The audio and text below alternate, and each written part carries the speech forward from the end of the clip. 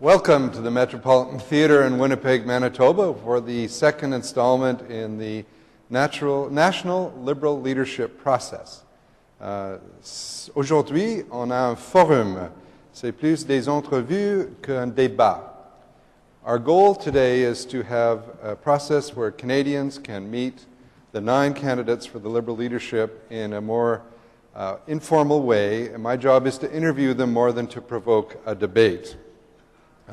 We will be asking, or I will be asking, each of the candidates questions targeted on 4 broad topics: agricultural and rural policy, transportation, foreign ownership and export of natural resources, and crime prevention. And of course, these all have cross-cutting themes associated with them relating to the economy, the environment, and Aboriginal people. Mais l'idée, c'est d'avoir des réponses plus en discussion qu'en débat. The questions were drawn from members at large of the Liberal Party from Northern Ontario, Manitoba, Saskatchewan, and Alberta. I have massaged them a little bit to make them more concise or to make them less suggestive of the desired answer, to give the candidates a full chance to express their views. So each of the candidates will come out for an individual interview, and then at the end of the interview process, each candidate will have a minute for their formal statement. So that will be the format over the next 2 hours, and I look forward to an interesting and entertaining discussion. Do we want to bring out Karen McCrimmon now? Wonderful. Karen, welcome. Thank you, Please have a seat. Well, Karen, thank you for leading this off. So let's begin with a personal question. Please tell us something about yourself, a personal insight that you'd like Canadians to have about you. I think what I'd like Canadians to know about me is that I'm the daughter of a mother who immigrated to Canada on her own at the age of 20 because she wanted a better life. I'm the daughter of a man who moved from New Brunswick to Toronto in search of a job, found one working on the Avro Arrow, and then when that program closed, moved the family from Toronto to Timmins so he could work for TransCanada Airlines moving baggage. It's a story of a family that has so much trust and belief in this country, and that's what they told me. And I joined the military to serve my country. I did so for 31 years in uniform, and now I'm offering to serve my country in a different manner. Wonderful. So you'll remember these questions are thematic. So the first one is a question about rural and agricultural matters. While the Liberal Party is very strong in rural areas in the Maritimes, there is a perception that we're an urban party elsewhere in the country, that we're not as strong as we might be. Should we be doing something more to attract interest in our party from rural people? Absolutely. I live in a small community. It's within the boundaries of the city of Ottawa, 45 minutes away from the city centre. And it's a challenge running in that riding. But the idea, as soon as I got out and started knocking on doors in the rural area, going for coffee parties, going to meet people at the local community centres, and having a discussion, people said, well, here's the story. They said, you can't be a Liberal because you make too much sense. Like, okay, wait a minute here, enough, you know? And so all I needed to do was connect with them and have a discussion, and they said, okay, there's potential here. I think if I were the leader of the Liberal Party, I would look at all the ridings that the leaders have not visited in the last 3 or 4 years. They would go to the top of the list because we have to be a united party. We have to be a party that serves all Canadians from coast to coast to coast, and so it means we need to be visible. And the next theme is transportation. And we have a phenomenon where Northerners are experiencing a warming climate. They depend on winter ice roads to get commodities into their communities at a fair price. There's sort of this winter lifeline effect. I do. Do you think the changing climate requires the federal government to participate in constructing year-round roads in the north? Year-round facilities in the north, not only roads. because climate change is happening. I spend a lot of my career working in the Arctic. I have a lot of experience there. And I know that this change in climate is going to create significant challenges for us, at the same time significant opportunities. And the federal government has to take a lead role here. So if we're looking at opening up our Arctic to take advantage because of the change in the climate, we also have to look at the communities that are put at risk because of these changes. So yes, it is the federal government's responsibility. We need an Arctic strategy that is comprehensive, that takes care of the whole gamut: transportation, communications, community services, working with our First Nations and Inuit and Métis people. And it needs to be coherent so that everything adds up in the end, so that if we have an industrial strategy, it should also match with our energy strategy, and it should also match with our job strategy and our community growth strategies. So yes, the federal government plays a key role. We'll be talking about foreign ownership today as well. And this is kind of a two-part question. Should there be rules at all on the foreign ownership of Canada's natural resources? And if so, should those rules change depending on what resource we're talking about? Yes, we need rules. And I understand that when we're talking about trade and free trade, reciprocity may not always be required, because sometimes there might be an emerging market that we want to support, and therefore we will not demand reciprocity. But when it comes to foreign ownership, I mean, in my opinion, that's a sovereignty issue. Reciprocity is key. And if you take the foreign direct investment and you combine that with the FIPA, the Foreign Investment Promotion and Protection Act, and you combine that with the Temporary Foreign Workers Program, we are surrendering some of our sovereignty to foreign nations. And there needs to be a rule, and I would put reciprocity at the top of that list. Should it change between one resource sector or sector to sector? No. It needs to be very consistent. Is there a possibility that someday there may be an exception? Possibly. And then that would be dealt with by going to the Canadian people and say, here's the rules, here's what we put into place, but in this particular circumstance, it doesn't make sense because of this, but it should be the exception. Next topic will be crime prevention. Que feriez-vous pour prévenir la criminalité et réinsérer dans la société ceux qui sont devenus des criminels? Okay. La prévention de la crime, c'est à mon avis, c'est quelque chose qui est vraiment concernant de la situation sociale. La pauvreté crée la crime. Le manque d'accommodation, le manque de maisons, le manque de soutenir de la communauté, aussi ça cause la crime. C'est quand il y a un manque de l'espoir, ça cause la crime. Quand il y a un manque de la soutien, aussi, ça cause la crime. À mon avis, nous devrons faire les investissements aux communautés pour éliminer la pauvreté. À mon avis, c'est la première chose.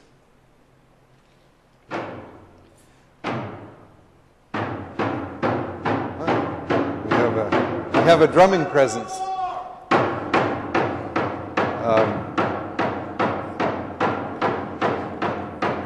Yes, so the next question that we're hoping to address is the export of natural resources, which is linked, of course, to the earlier topic. Yes. And finding markets for Alberta's oil sands production has become an important challenge. There's a proposal to ship raw bitumen to China, and some feel that the refining should be done here to maximize jobs in Canada, but others would be uneconomic, fear that it would be uneconomic. What do you think? Okay. I do believe that we need to find markets for our oil. Okay. I think we're going to have a challenge here for just one more second. I want you to get heard on this. Sorry. Yeah.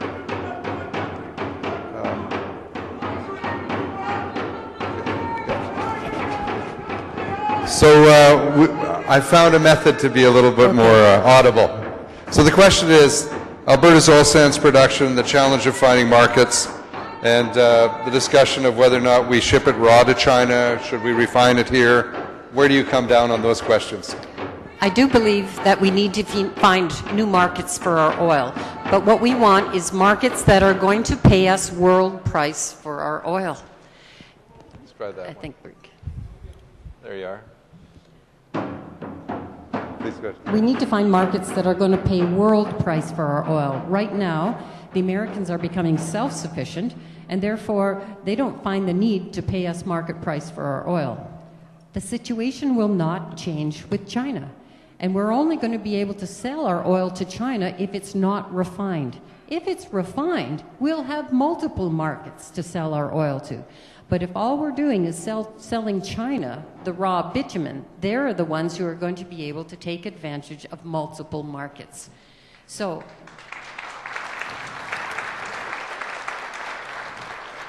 and there are significant challenges with putting the bitumen in the pipelines and the amount of solvents that you have to add to do that. It makes it environmentally more challenging. So, in my opinion, I would encourage using the government influence and motivation and incentives to have the upgraders built in Alberta, and then I would ship it east, because who is paying world price for oil right now? Eastern Canada, Eastern United States. And if we made investments in making our oil, the production of our oil, more sustainable, more ecologically friendly, make our oil green, then we could also sell it to the Europeans. I think Canada should look at becoming the energy powerhouse in this century. And that's not just oil or gas, it's hydro, it's electric, maybe it's even nuclear, maybe it's thermal, but that, in order for us to create a new economy, we have to pick one area to concentrate on. And since we already have riches in that particular area, we can use that to create our new industrial strategy, our new jobs strategy, and it just makes perfect sense right across the board. Karen, I thank you very much for coming out. We'll see you at the end of the segment. Thanks very much. Karen McCrimmon.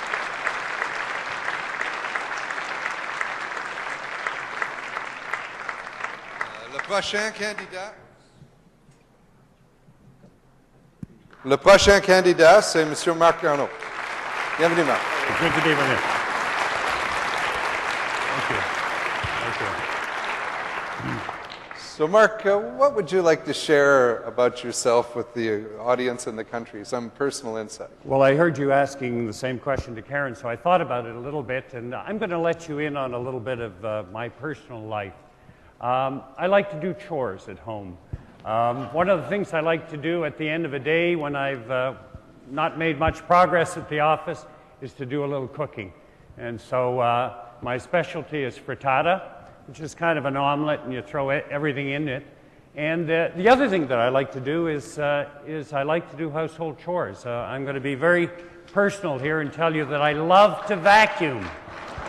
There is nothing more satisfying than sucking up a dust buffalo with a vacuum cleaner.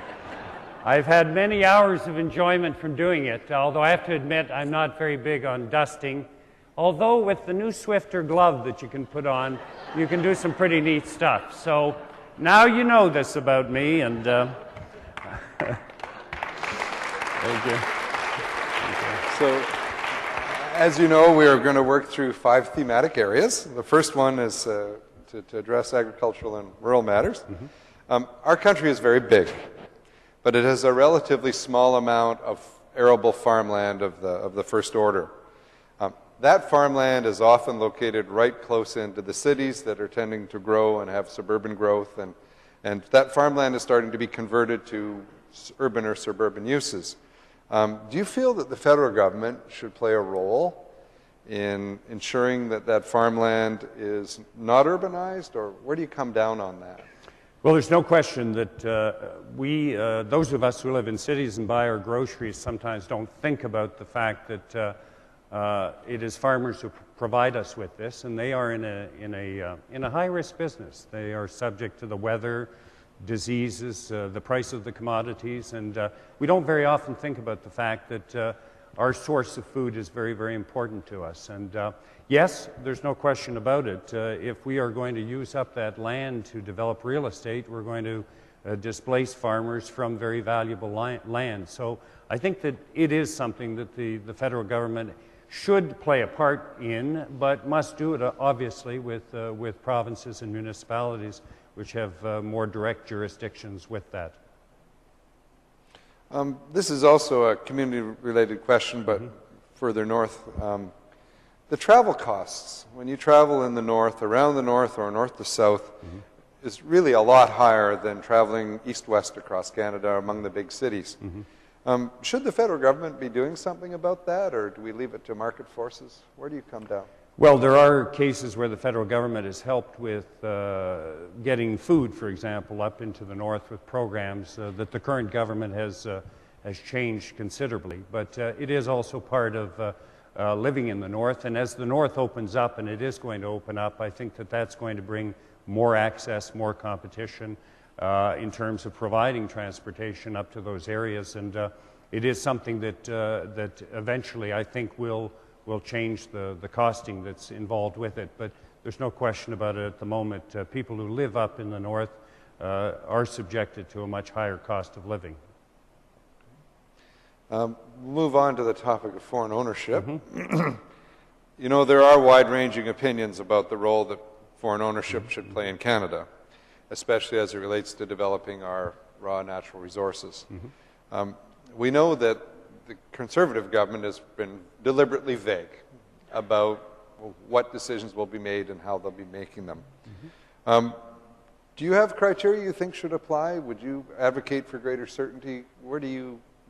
How do you see that issue? Absolutely. We need more clarity on the issue of foreign ownership. If you look at what happened after the government blocked the sale of potash a little over 2 years ago, the government promised that it would issue very clear guidelines with respect to what constituted net benefit, which is what you use as criteria to decide whether it's in the interests of Canada to allow a foreign ownership to take place. Well, 2 years later, we're still waiting for that information. There's no question about it. We need foreign ownership in this country, and we should encourage it. We're a large country with many resources. We need to encourage foreign investment in Canada because we don't have the capital ourselves to develop these. But we should also make sure that the rules are clear. At the moment, those who want to invest in Canada really have no idea what the rules are that exist in this country. The government promised it 2 years ago, but it has not delivered on it. So it is something that I definitely would make very clear so that foreign investment in this country would be based on a knowledge of what the criteria were to own in this country. À propos de la crime, le gouvernement actuel s'occupe beaucoup de la criminalité à coup de sentences punitives et la construction des prisons, plutôt que de mettre le focus sur les causes de la criminalité telles que la pauvreté et la toxicomanie. Quelle est votre approche? Je crois que le gouvernement prend une approche qui est démodée. On l'a vu, ça a été un échec complet aux États-Unis, où ils ont dit « c'est un échec, nous allons changer la façon de faire les choses vis-à-vis la justice criminelle ». Dans ce pays, je crois que l'argent serait mieux investi dans la prévention du crime plutôt qu'en bâtissant de nouvelles prisons et en incarcérant plus de prisonniers. Alors, la prévention, et dans certains cas, dans certaines villes, par exemple, on peut augmenter le nombre de policiers pour assurer la sécurité des citoyens. Mais certainement, l'approche que ce gouvernement prend est une approche qui est complètement démodée. On voit que le taux de criminalité a diminué au Canada depuis 40 ans, depuis 1972. Alors, ce gouvernement qui refuse de se servir de la science pour baser ses décisions, est en train de prendre une approche qui est complètement discréditée. Alors, c'est la prévention et, dans certains cas, augmenter le nombre de polices qui serait une meilleure utilisation des fonds du fédéral. Mais dans le sens de prévention, quelle chose? Dans des programmes dans les communautés, des programmes pour essayer d'empêcher les jeunes qui pourraient aller vers une vie criminelle, pour les empêcher d'aller vers cette vie-là. Alors, des programmes sociaux qui existent dans les villes, des organisations comme the Boys and Girls Clubs et d'autres organisations qui donnent d'autres activités à ces jeunes-là pour les détourner possiblement d'une vie criminelle. Et finalement, l'exportation des ressources naturelles. Canada has relied almost exclusively on the United States as a major export destination, particularly for oil and gas. Some feel we need to open new markets in Asia for those commodities. What do you think? Well, I spoke 3 weeks ago in Vancouver about the fact that the economic center of gravity of the planet has shifted to Asia. I also spoke about the fact that here in Canada, the economic center of gravity has shifted to here, to the west of the country. It's important if we are going to get our resources, our natural resources, whether it's grains from Manitoba or uranium or potash from Saskatchewan or oil from Alberta out to markets that really want those commodities, that we take advantage of that because there is a desire, there is a need for those commodities in the Asian market. So this is an opportunity for us to take advantage of that and to create prosperity in this country. Of course, we have to do it responsibly. We have to have a transportation infrastructure that is modern, that gets these commodities to the markets that they're intended to get to, the roads, modern railway service that's efficient and reliable, ports that are able to do this, pipelines, as long as it's acceptable from an environmental point of view. Those are things that we need to take into account. But yes, we need to take advantage of the growing demand for our resources because it adds wealth to our country. Well, je vous remercie, Monsieur Garneau. On va vous revoir en quelques minutes. Merci. Thank you very much. Thank you. Thank you. Marc Garneau, everyone. Thank you. Thank you.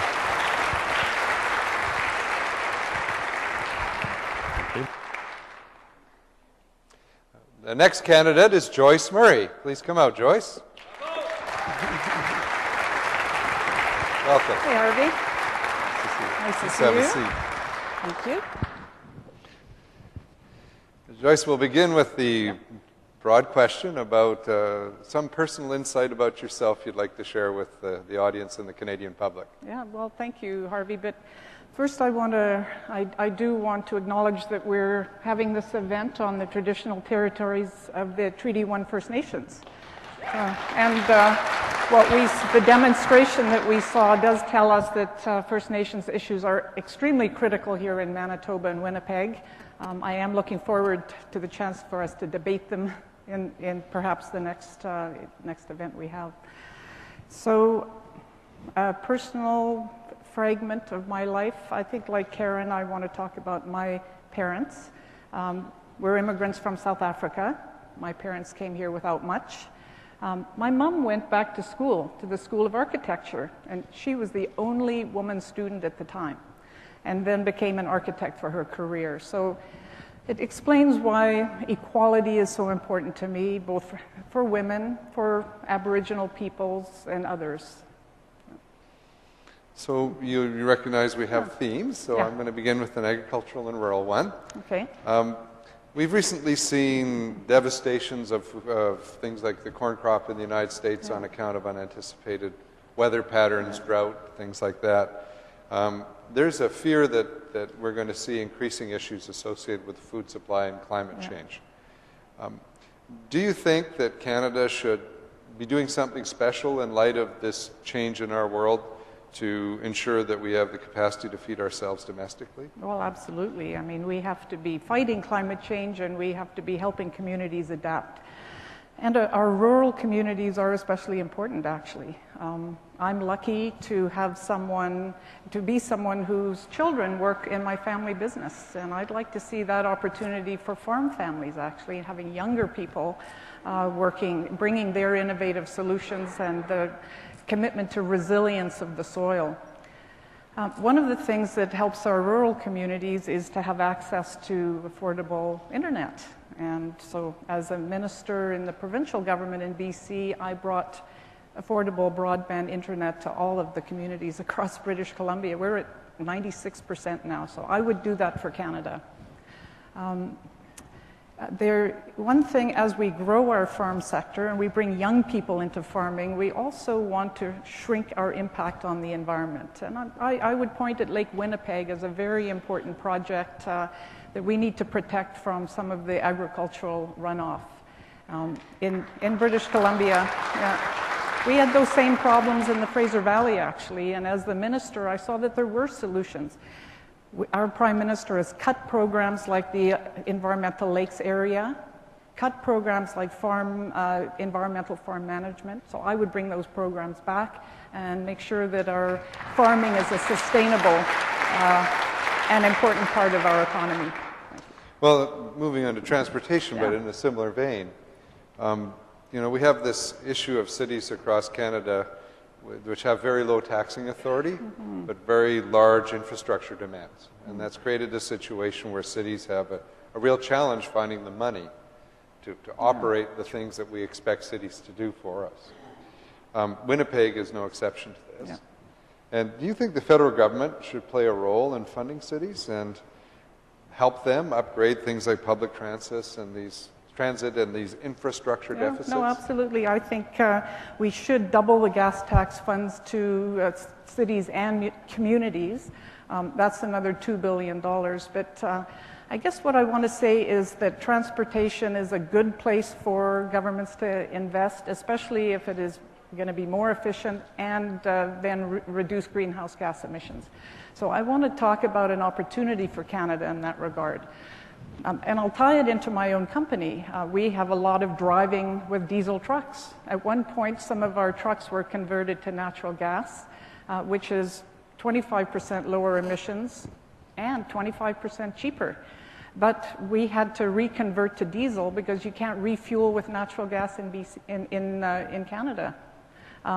On the contrary, in the United States, the government invested in infrastructure for refueling with natural gas, and they have a whole network across the country. So their freight, and that's 10,000 jobs, trucking jobs just in Manitoba, 400,000 in Canada. Some of those are going to be at risk because in the United States, they're converting, they have this infrastructure, they are going to be reducing greenhouse gas emissions and being more competitive, and they may be going after our trucking businesses. So the government's got a job to do, and I think that's a huge opportunity to save jobs and reduce emissions and expenses. So. Est-ce que vous pensez qu'une proposition d'acquisition étrangère d'une compagnie canadienne devrait être sujetée à un débat et à un vote dans la Chambre des communes à Ottawa avant que ça reçoive l'approbation ou non d'une telle offre d'achat? Oui, absolument, oui. Et j'ai mis une motion sur la table au Parlement exactement comme ça pour diriger le gouvernement de mettre aucun traite avec des autres pays au comité pour que nous puissions avoir un débat et des experts qui pourront nous dire quels sont des biens, quels sont des concerns. Le FIPA, c'est un bon exemple. Un principe qui est très important, c'est que les règles de jeu sont équitables. Et moi, comme femme d'affaires, c'est très important pour des entreprises d'avoir un jeu équitable. Mais FIPA, il y a des conditions différentes pour les entreprises canadiennes qui veulent investir dans des ressources naturelles en Chine qu'au contraire. Et c'est pour ça que ça doit être transparent. Et aussi, je suis d'accord avec Karen que Nexen Sinuk, c'est une entreprise de l'État, Sinuk. La réciprocité n'est pas égale et je voudrais éviter ce type d'investissement quand on n'a pas les mêmes opportunités dans l'autre pays pour des entreprises d'État. Shifting gears now to crime prevention in Canada. And we're generally speaking proud as Canadians that our country is a safe place.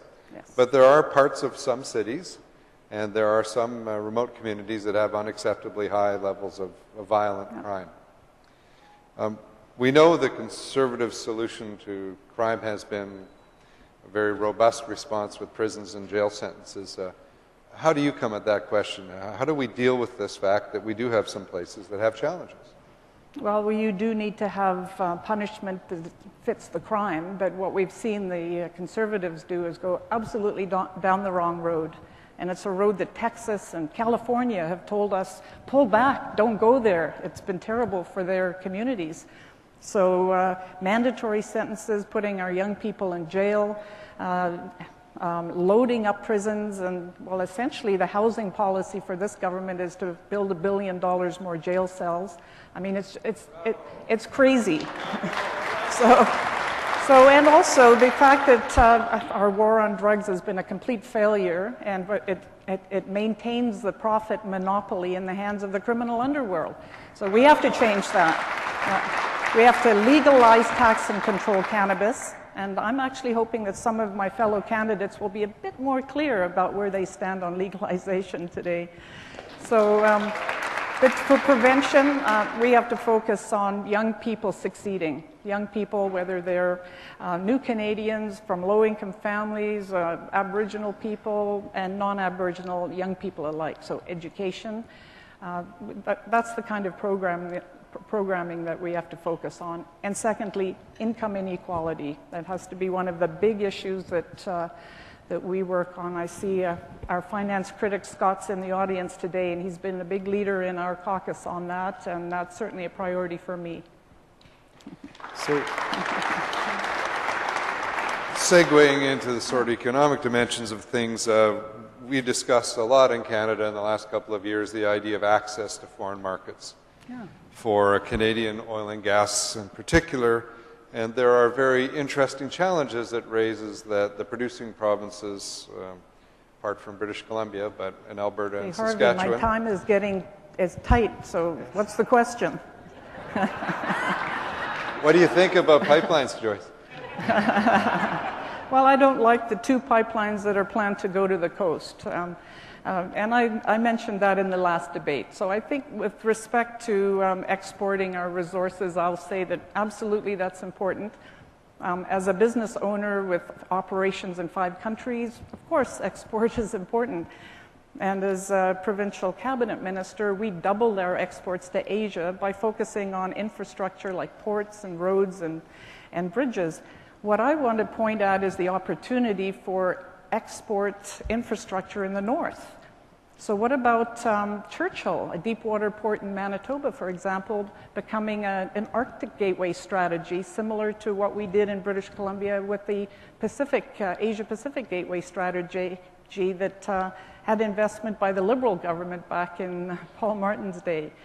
I mean, we could be bringing the boats closer to our minerals and our grains and potash from Saskatchewan. So I think with the North, we need to partner with First Nations. We have to think sustainability. We have to plan well and avoid having just a resource grab, which is what Harper is opening the door to right now. So. Thanks, Joyce. Yeah. Thank you very much. Welcome. Joyce Murray, everyone. Thank you. Thanks.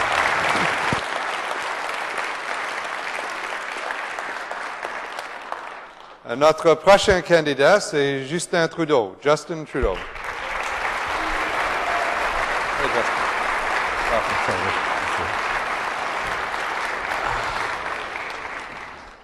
So please share with us a personal insight into you. I miss my kids. I've been on the road for about 2 weeks now, and I'm racing home tonight. I'll be back far after they're asleep, hopefully. But my daughter Ella Grace is turning 4 on Tuesday, and I'll be there for that. The entire challenge of this campaign has been balancing time out across the country, which has been just extraordinary. I've hit rural towns all across the western provinces to very surprisingly positive response. Turns out they actually like Trudeau's in rural Alberta, so who knew? But every day I try and Skype or FaceTime my kids and talk to them and engage with them, and I just can't wait to celebrate my daughter's 4th birthday on Tuesday. I also would just want to mention and recognize that as a dad, I think a lot about the young people in the Idle No More movement, and I'm excited about the potential of that movement and the opportunity that it provides us, and I want to acknowledge the drummers who were here before. So, Canada's looking at comprehensive trade deals with Europe, with Asian Pacific nations. One of the issues that comes up is what's called sometimes supply management or laws that protect our dairy and poultry producers, things like that. What do you think? Should we be maintaining those protections? Should we be eliminating them to create more trade? Where do you come down on that question? Well, we've already signed many trade deals, including NAFTA, without having to dismantle our own protections for our farmers. Let's remember something. Farming is hard work, and as climate change is increasing and we're getting more and more extreme weather events, but even when there aren't those, you have good harvests and bad harvests, and there is no developed country in the world that doesn't support their agricultural sector. So let's not pretend that we live in a free market internationally when it comes to agriculture. I'm always looking forward and looking for ways to reduce the costs for consumers of high-quality food, but it can't come at the price of gutting the livelihood of Canadian farmers. I just don't think it's been thought through. If you want to replace supply management, explain to me what you're going to replace it with to be able to have an actual stability in terms of livelihood for our farmers. And let's make sure that we understand that you reduce the prices you give to farmers. Well, then you have to think about the people who are transforming the foods and then the retailers who are selling them. And do you want to regulate the prices every step along the way there? It just doesn't make sense to me. Au niveau de transport, le comité sénatorial de transport et de communication a déposé un rapport à propos de la compétitivité des aéroports canadiens et la question de le monde qui traverse la frontière pour prendre l'avion pour avoir des billets moins chers. Et est-ce que c'est un problème à votre avis ou c'est une bonne chose qu'on a la compétition à travers la frontière? Qu'en pensez-vous? Il faut comprendre d'abord qu'on est un très grand pays. Moi, mes déplacements dans l'Ouest, ça a été beaucoup en petite voiture, alors j'ai bien vu les distances ici. Il va falloir qu'on comprenne que le transport devient un élément essentiel, pas une dépense pour le gouvernement, mais bien des investissements. Pour les gens qui sont pris trop longtemps dans le trafic, en route pour la maison, en route pour le travail, qui passent moins de temps avec leur famille, c'est qualité de vie, mais c'est aussi perte de productivité. Pour tous ceux qui veulent accéder à des marchés, c'est essentiel. Et quand on parle de notre industrie aérienne, j'ai eu une conversation avec des gens dans l'industrie touristique en Colombie-Britannique qui me disaient que c'est le grand défi pour eux parce que c'est très difficile de convaincre les gens de venir de partout au monde quand on a des frais si élevés pour nos aéroports. En général, dans le transport aérien, je suis très fier d'avoir été avec les gens d'Aveos, les travailleurs d'Aveos, qui étaient en grève parce que le Canada n'est pas en train de respecter les accords qu'on a établis sur la loi sur Air Canada quand on l'a privatisé. Il y a des grands enjeux au niveau de l'aviation et du transport au Canada et on a besoin d'un gouvernement qui va regarder directement ces enjeux-là et qui va s'engager à les adresser de façon responsable pour le bien du pays dans le long terme. On the topic of foreign ownership, which we all know has been a big thing in Canada in the last couple of years, we know that there's been a lot of vague criteria from the Conservative government, and we know that there's a concern that on industry side that having them being more precise would be helpful to them. Where do you come down on all of that? Well, I think we definitely need more clarity. There's no question about that. But the problem that we're facing right now on the issue of foreign ownership is there's an awful lot of anxiety out there by Canadians. Canadians are worried. We see big powerhouses like China. We're worried about state-owned companies. We're worried about all the various actors who seem to be coming in and gobbling up our resources. What we have to remember is the only people who will ever own Canadian resources are Canadians themselves. The provinces hold them in our names, but we own our resources, and no company can do anything but get a permit to exploit them. So we have to understand that we can develop our resources on our own terms, and we have to do that with clarity and with strength. We have to make sure that, yes, we're setting the parameters around strong environmental considerations, labor laws, health and safety laws, making sure that we have direct net benefit to Canadians. There is a potential to get a huge number of Canadian jobs. In fact, the exporting industries have 50% higher wages on average than industries that aren't heavily reliant on exports. So we need to make sure that Canada continues to be open to the world, continues to be engaging. We're a big country with a small amount of people and a lot of resources. We need to draw in foreign investment. But we can do it on our terms, particularly if we have a real conversation about it from the government level.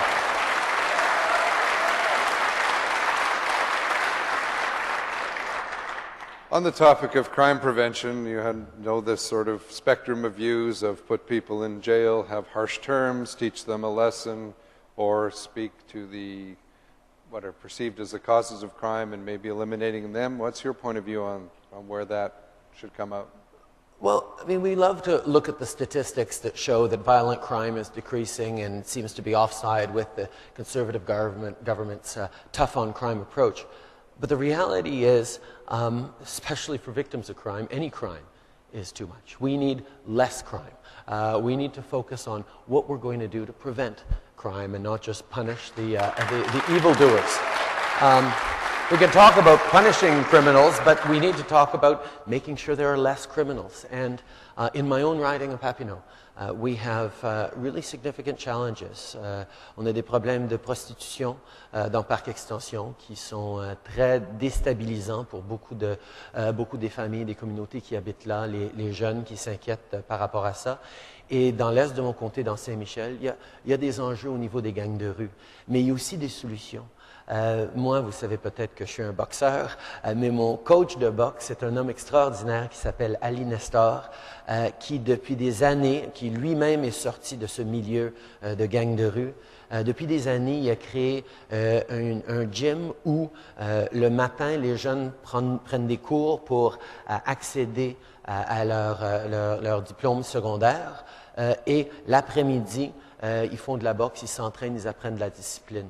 Community organizations that reach out and engage with the path that young people are on when they're at risk, investing much more in community policing and prevention rather than cracking down and punishing.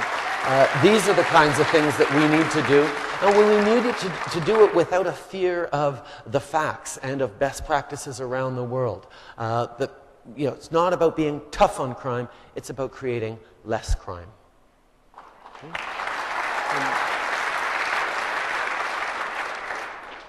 And I'm going to end with the great question of access to markets and the exportation of In particular, the conversations have gone on about oil and gas exports to Asia or perhaps other markets.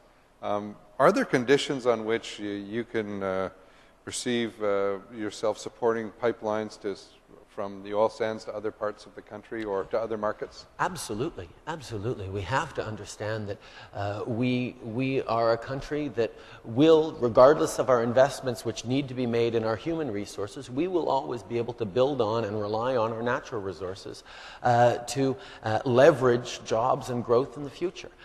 It is an extraordinary strength of ours. We have to make sure that we're making the best out of it. We have to make sure we're transforming. I mean, I visited Sweden a few years ago and was amazed with how much the forests and the landscape in Sweden looks a lot like the landscape in eastern Canada. Except we still do a lot of exporting of planks, and the Swedes went around and invented IKEA.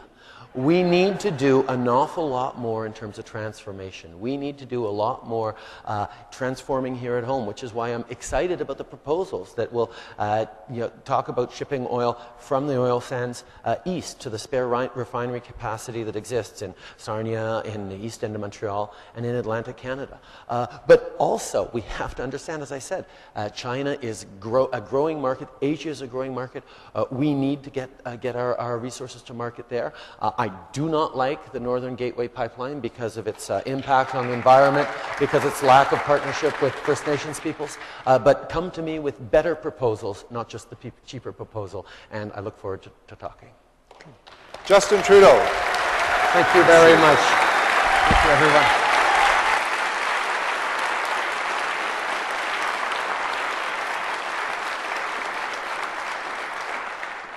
Deborah Coyne. Hello, Harvey. Welcome. Thank you. Please have a seat. So, Deborah, give us an insight into Deborah Coyne.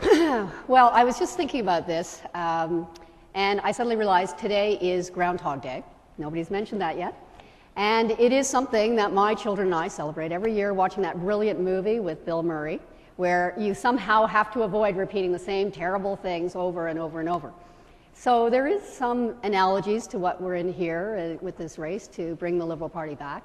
So what I really wanted to say is why I'm in this race. And it is to get at the sense that we're just disconnected, that we are, the nation is becoming weaker. We're living in a fragmented collection of provinces and territories. And it's to get people to get engaged in national politics again. And to do that, we have to get the Liberal Party back to being the distinctive voice for bold national leadership. We have to, and it's not just about talking about our values. Of course, we believe in equality, fundamental freedoms, non-discrimination, all of those good things. And it's not just about saying that we're a party that is fiscally prudent and socially progressive. Those are all areas that the NDP and the Green Party are claiming. What we have to ask ourselves, what makes us distinct? What makes us unique as Liberals? And it is that we are the party that has always put Canada first. And we need to get back to being that voice, and the voice for effective national government that does the things that we need to do together. Now, I won't go on much longer. I am in this race because I believe that we need ideas. Canadians want a roadmap, long-term thinking. I have many things written down there about and proposals regarding infrastructure funding, healthcare standards, getting the federal government back into the game so that you, all you Liberals that are in the ridings that we need to revive again, have a really clear message that you are proud to go to your constituents with now and, of course, in the next election. So, on the agricultural Canadian government engagement question, there's a sense that the Conservative government has demonstrated a preference for what might be called industry-led research as opposed to public-led research in the public interest in the agricultural sector. How do you feel about that? Is the role of federally funded research for the sake of that, or federally funded research where money is given to private business to pursue a research agenda? Where do you come from? Well, you know what, I'll just look at this more broadly, because when you say federally funded research, this is a government that is at war with scientists, at war with basic research. And it's a serious issue. And so I'm almost surprised to hear this angle on the agricultural side of things, because to even hear that they're funding something that might be of use in the public interest. So I would argue more just broadly, this I know that Canadians and all of you working in the ridings understand. Canadians know that science and good research, independent research, is our future. And we have to do something to make sure that no government ever again undertakes this kind of unprincipled austerity, where we are reducing research into not just agriculture, but into medicine, energy, and so forth.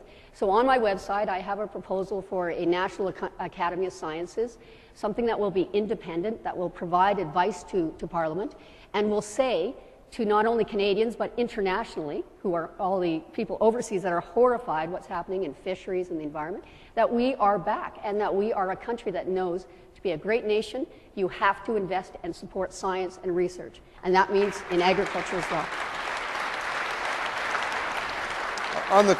On the topic of foreign investment and foreign ownership of particularly Western Canada's natural resources, which you'll know in the case of the Potash Corporation went one way, in the case of the Nexen transaction went another way. Do you have views about the need for certainty and predictability, or do you think it's appropriate that those things be dealt with on a one-off basis?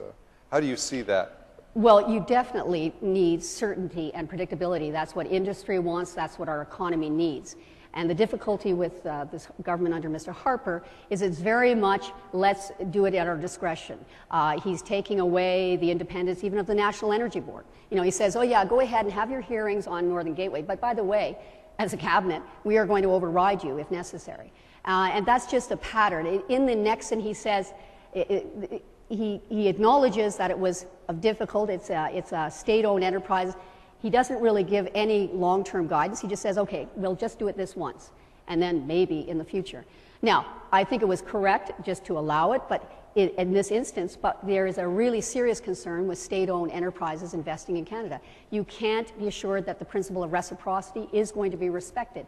And China, much as they are out there looking for resources and are a huge and growing economy, are out for only one purpose, and it's their national interest.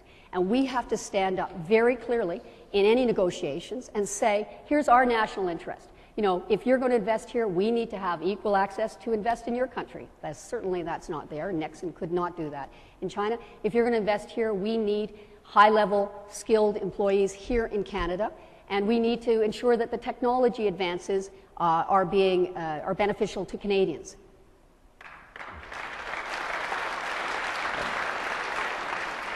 Crime prevention is a topic that's become complicated with the advanced usage of the internet. And questions of privacy arise in terms of preventing cybercrime versus allowing people to keep their internet activities in the private sphere.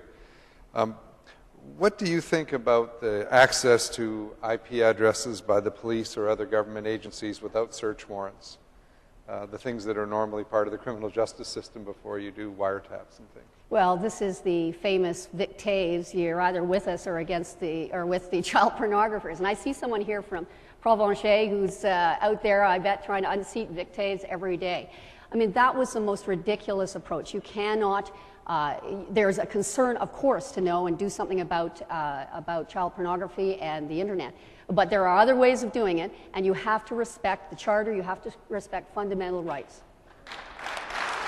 And can I just say, I am so concerned with the approach that Mr. Harper has brought into play about criminal justice. He's turned it into a political football. He amends the criminal code like it's the Tax Act.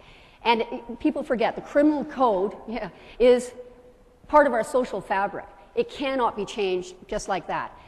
What I proposed on my website is that we have to have an independent criminal justice council. There should be no changes to legislation affecting the criminal code or criminality without having an independent body look at it. It should have representation of Aboriginal groups who are terribly affected by this let's put everyone in prison kind of approach. And again, look for ways as leader of the Liberal government to prevent this kind of governance that is so detrimental to the future of Canada.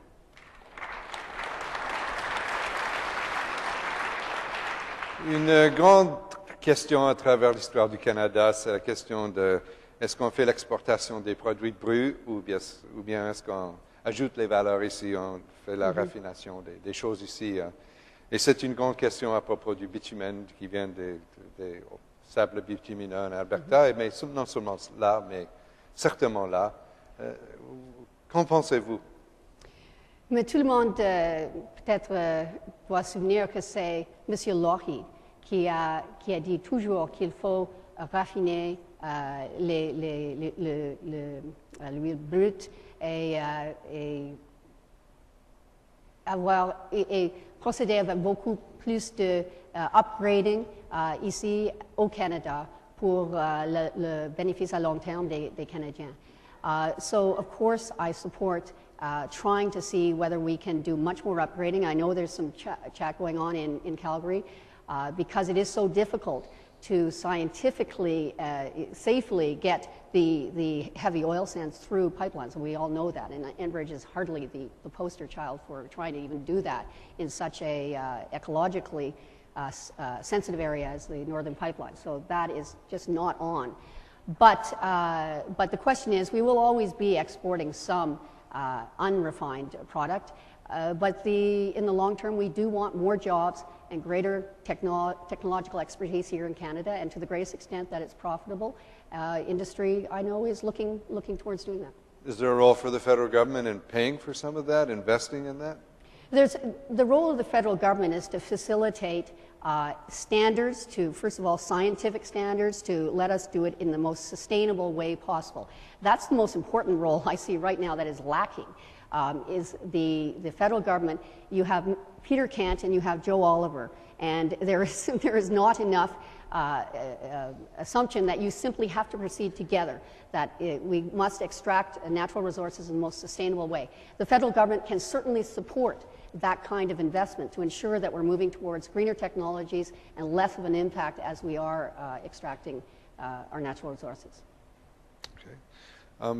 Just to sort of extend that out for a second, one of the questions raised there is it's not economic for a private company to do it, therefore we must export the stuff raw.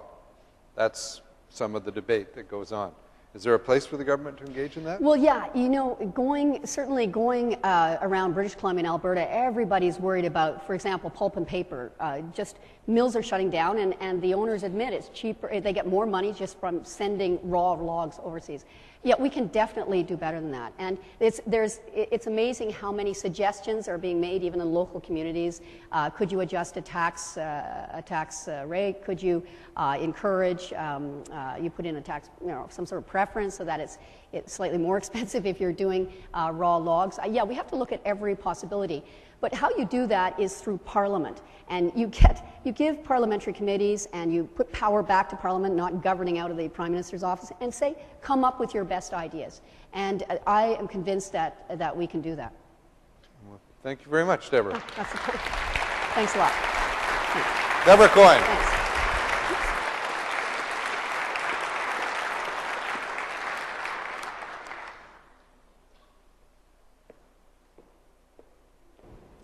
David, welcome. David Bertschi. Merci beaucoup, Hall. C'est un plaisir d'être ici. Merci. Plaisir de vous recevoir. Thank you, everyone. S'il vous plaît. Thank you. Alors, parlez-nous de vous un petit peu. Ça me ferait un grand plaisir. Ça fait une couple de semaines que je voyage de la Colombie-Britannique par auto jusqu'ici.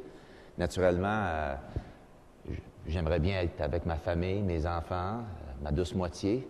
Et surtout, et je le sais que c'est dur à croire, les chiens de temps à autre, mais on ne parle pas de moi, c'est vraiment pas de moi, c'est de rebâtir le Parti libéral du Canada. Il faut regagner la confiance des Canadiens et Canadiennes. Et pour faire cela, j'ai un plan spécifique avec 24 points que je vais donner quand je vais donner des discours à travers le pays. Donc, c'est pour le Canada, c'est pour le pays, c'est pour le Parti libéral. C'est très important de travailler ensemble aussi. Au moment où des jeunes quittent les régions au profit des villes offrant plus d'opportunités, est-ce que vous pensez que le gouvernement devrait faire des investissements publics pour encourager les perspectives d'avenir pour les jeunes désirant rester en région? Certainement. Il n'y a aucun doute que le gouvernement fédéral a un rôle très, très important pour l'éducation, pour l'entraînement des jeunes. Et naturellement, il faut qu'on travaille ensemble. C'est une fédération. Et le gouvernement fédéral doit travailler avec les provinces, les éducateurs, pour s'assurer que ceux et celles qui veulent rester chez soi peuvent le faire. C'est primordial, c'est important et je suis convaincu que nous allons bâtir la base intellectuelle de notre pays si on le fait. Recently, the Senate Transportation and Communications Committee was exploring the question of airport usage in Canada and the phenomenon of people crossing the border to get cheaper fares and spending their money in airports in the United States instead of in Canada and the revenue bleeding that that represents. Is that okay? It's just a competitive response to the market the Canadians are doing, or should we be doing something about our airport policy in Canada to keep that business here? Well, the open sky policy is very important. We have to work together. It's whether you're talking about the open sky policy, whether you're talking about servicing the North, because of course the North needs air travel and affordable air travel, and you also have to look at other programs that affect our sovereignty, and we need healthy competition, but at the same time we have to make sure that all regions of our country are serviced equitably and fairly. And one of the big challenges in the North or in the outlying areas in rural Canada is access to good transportation. You know, when I was visiting Sarnia, they were very upset about the fact that they don't have trains. So we have to work together to solve the problem, to get people to work. You know, our transportation industry is critical. It's critical for our economy, and we have to work together. But opening it up without restriction, without phase-in periods, is not going to help Canadians, and it's not going to help our industries. So we have to be competitive, and it's about a level playing field that's fair and supports our national interests. So I believe we can do it. We have to work together, but we have to also make sure that other industries are not being unfairly subsidized or competing against us at a disadvantage for our public. And a similarly economic kind of oriented question. Do you think that when there's a foreign purchase proposed of a major Canadian company, particularly in the natural resource sector, because that's our topic here, that Parliament should be involved, that should be debated in Parliament and discussed, or some other mechanism, or should it just be, if you want to buy, things are for sale? I definitely don't think anyone can buy anything, anytime, anywhere, any place. I think what we have to do is it's about proper, informed decisions, and one of the ways that we can make proper, informed decisions is having members of Parliament empowered, representing their communities and being a voice for their communities. It's about committee work, really being effective and working together for the betterment of the country. And I think also debate is a critical component of that in Parliament. That's why we elect people. That's why we pay them. And they should be addressing, assessing, and listening to the experts and making and doing what's best for all Canada. There's no monopoly on good ideas. All parliamentarians are, in my mind, are duty-bound once elected to do what's best for the country at large. So yes, good debates. And, you know, just to open that up, were it to be debated in Parliament, there might be concerns about the commercial sensitivity of the transactions and all of that being exposed. What do you think of that? Well, I mean, when we deal with that, there has to be critical, clean, crisp legislation that we can discuss and debate. And when matters of trademarks and other protected confidential matters are discussed or debated, that can be reviewed and addressed in committee in order to protect the industries that are involved in that regard. But it has to be debated. I think at the end of the day, that is why we elect parliamentarians to serve the public. I'm going to segue into the crime prevention discussion. And one of the interesting things that's happened in recent times is the range of things that can attract criminal attention has increased, like through the internet, in various aspects of the internet and its usage. That has increased a law enforcement burden on police forces. But we've also had a challenge of tax bases not growing, and the cost of policing is going up. And does the federal government have a role in funding municipal policing? Well, there are a lot of challenges facing our men and women in the police forces and law enforcement. And the federal role has to be consistent, and it has to be, whether we're talking about enforcement, whether we're talking about rehabilitation and prevention. The federal government has to be involved, and I believe they have to be involved in all sectors as a cooperative group. And so when we're talking about, for example, young offenders who are incarcerated, well, 61% of them have not committed violent crimes. Well, we have to address the prevention. And so when we're addressing the prevention as a former Crown Attorney, I know, and the experts tell me, that we have to work at that level. We have to work with police officers and also provide them the respect they deserve, which is allow them the discretion at times to do their job properly. Much like we have to allow the judiciary the respect it deserves to make the decisions without minimum sentencing, which is one of the worst programs this government has brought in, amongst many, I might add. Why do you perceive it to be such a bad thing, minimum sentencing? Well, it's simple. What happens is every case is unique and different, and it's actually, in many ways, the minimum sentencing is downloading, again, the Harper government's building the huge prisons that they have, but it's also downloading resources on the provinces because they're the ones who are going to bear the burden of additional sentencing. Plus, it doesn't take into account the various variables that exist. And there are a lot of other opportunities to turn that behavior around. People who are hungry, people who need education, people with mental illnesses, which this government doesn't seem to understand that 30 to 40% of people who are incarcerated today are afflicted, unfortunately, with mental health issues.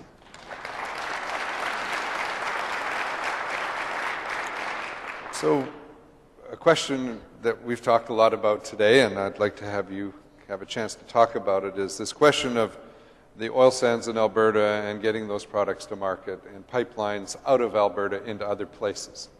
What are your views on domestic pipelines, international pipelines relating to that? Well, I believe, based on my discussions with people and Canadians in Alberta and BC, and that, you know, we have to start refining, producing, manufacturing in Canada. That has to be first and foremost. I've always been an advocate of the fact that, you know, there's something inherently wrong when we're constantly shipping off our products to be sold back to us at an increased price where everyone else gets the benefit of the employment opportunities. And we have our country can compete with anyone, anywhere, anytime, as long as the playing fields are fair and open and even. And I think we have to incentivize industry, and we have to work with the provinces on a strategy, obviously, to either, if we're going to pipe it, it better be at the safest standard imaginable. But we can pipe it, and we can also transport it locally and to other regions of the country to export overseas or abroad or to the States. I mean, the Liberal Party has been about free trade, frankly, but it's also about smart, fair, and managed trade.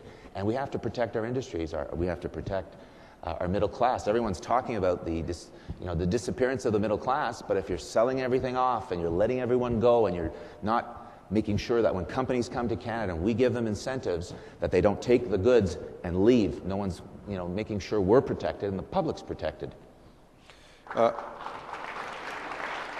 On the engagement with adding value to the product, the question in the case of the oil sands that comes up is, well, if it was economic to do it, somebody'd be doing it.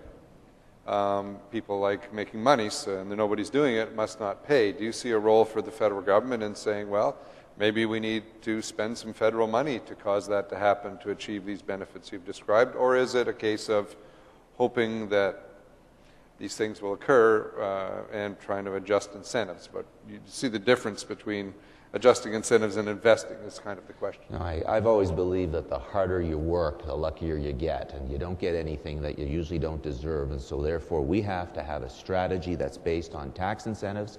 Let's not forget, Canadian large corporations have $400+ billion in liquid assets at the moment, and we have to encourage them to invest, retool, innovate so they can compete worldwide.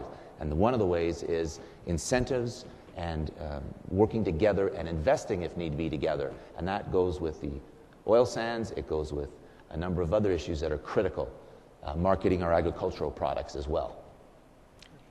Well, thank you, David Bertschi. Thank you very much. Pleasure. Thank you very much, everyone.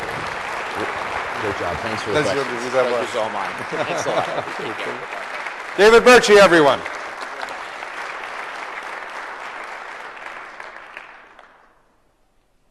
The The next candidate, if you excuse me, I just was getting behind myself here. Martin Cochon. Bienvenue, Martin. Ça va, Henri? Ouais, ça va bien. Asseyez-vous. Alors, qu'est-ce que vous pouvez nous dire à propos de vous que ce ne serait pas nécessairement évident? Pas évident, c'est évidemment, j'aime la couleur rouge, ça c'est évident. Je me plais à dire souvent que je suis un produit du Canada, qui est un pays absolument extraordinaire. Vous savez, j'ai grandi dans une famille modeste. Mon père était menuisier. Et il me disait constamment que j'étais chanceux d'être venu au monde où on avait une égalité des chances, où on avait une possibilité pour tout le monde, peu importe votre classe sociale, peu importe vos origines. Et si aujourd'hui, je me présente ici avec, oui, une belle expérience, parce que j'ai été député, j'ai été ministre, jusqu'à ministre de la Justice et procureur général de notre pays. Si aujourd'hui, j'ai pu également avoir une belle carrière dans le secteur privé, c'est parce que le Canada est un Canada ouvert et un Canada qui donne de belles opportunités. J'ai 3 enfants maintenant, qui sont absolument extraordinaires, et je veux m'assurer que mes 3 enfants, dans l'avenir, puissent exactement avoir la même chance que moi j'ai eue. Faire en sorte qu'on puisse développer d'autres possibilités, d'autres talents, et donner une chance à tout le monde, peu importe nos origines. Et parlant de mes 3 enfants, j'étais sur Live Timing juste avant de commencer, parce que j'en ai un qui est en compétition de ski présentement aujourd'hui au Québec, et ça a été difficile ce matin, donc j'espère que cet après-midi, ça va mieux aller. Voilà. Alors, parlons un peu des régions et l'économie rurale.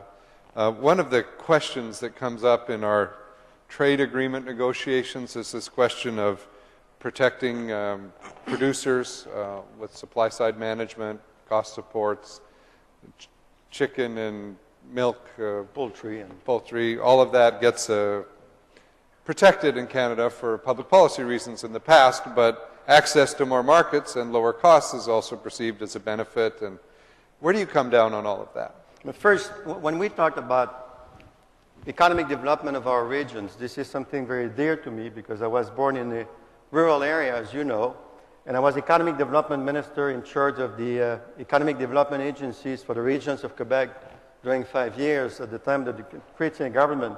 So it is a key part of my platform, actually. What you just referred to, we live in a global marketplace. We talked about free trade areas and FIPA and all those agreements that are great for our nation. But so far, we've been able to negotiate this agreement while at the same time respecting supply management. And I do stand for supply management because, of course, today when we look at the situation, when you look at food, people do care about good quality food and as well food safety. Look what happened all over the world without this system. Some have been facing problems with eggs, with milk as well. That doesn't happen here in this country. The supply management system is a great system. If you let that go, you open the door to dumping, pesticide. We don't know how they produce their products in other countries.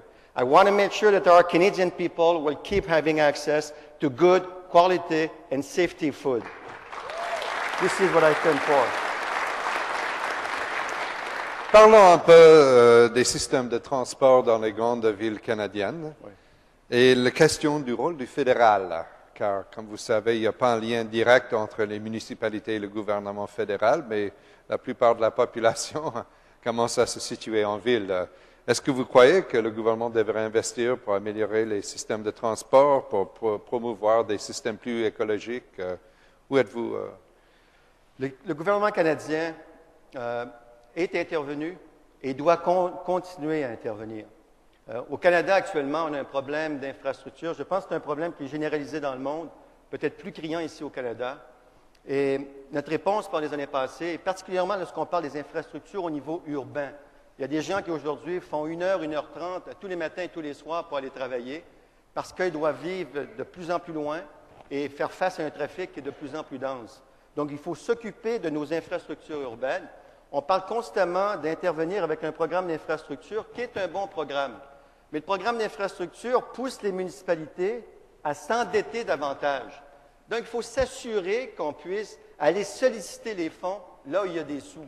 Et je pense que les autres paliers de gouvernement, qu'on parle des provinces et du gouvernement canadien également, devraient mettre l'épaule à la roue. Un bel exemple, c'est ce qu'avait fait le premier ministre Paul Martin avec la question de la taxe sur l'essence. C'était une belle intervention de concert avec les provinces pour donner une chance aux municipalités. Je pense que ça, c'était une façon qui était très intéressante, très novatrice d'intervenir. Et il y a toujours un rôle et une façon d'intervenir lorsqu'on veut bien cibler, bien déterminer nos priorités. Et sans aucun doute que la question des infrastructures urbaines aujourd'hui, c'est un problème criant parce que c'est un élément de qualité de vie. On vit dans une société où on parle de l'économie du savoir. Si nous voulons être capables d'attirer ici des cerveaux d'un peu partout dans le monde, créer un bon filet économique, créer des emplois, il faut s'assurer qu'on puisse maintenir aussi une belle qualité de vie au Canada. Et la qualité de vie, on parle aussi des infrastructures. In terms of foreign engagement in our economy, we've talked a lot about foreign ownership today. What about the idea of foreign-owned enterprises bringing in foreign workers to work on Canadian projects or natural resource projects when the workers are actually from that other country? How do you feel about that? I know that we've been facing that topic in some of the provinces lately. To be more precise, in the question of mining industry, for example. There's a law that's in place, actually, and Canadians should be there first. We should have access to the manpower we need. It belongs to Canadians to make sure that we do train our people according to what we need in order to develop our resources. When we talked as well about foreign ownership, we live in a global marketplace. Canada, we need to export. We are an exporting nation. I do believe that we need to diversify our market. But when we talked about that notion of foreign ownership, one of the problems is that some businesses, state-owned enterprise, they're coming over here. They buy the resources in order to feed their own pipeline. We just have to make sure, actually, that first, if they buy resources, they're going to use it according to the rules of the commercial marketplace. Second point, we should make sure as well that when people come to Canada and want to buy natural resources or get involved into a partnership concerning natural resources, they are invited to transform here in Canada, develop their technology here in Canada, create jobs here in Canada. So in other words, instead of sending raw material out, all over the world, we should start to send products that we've been working on as Canadians.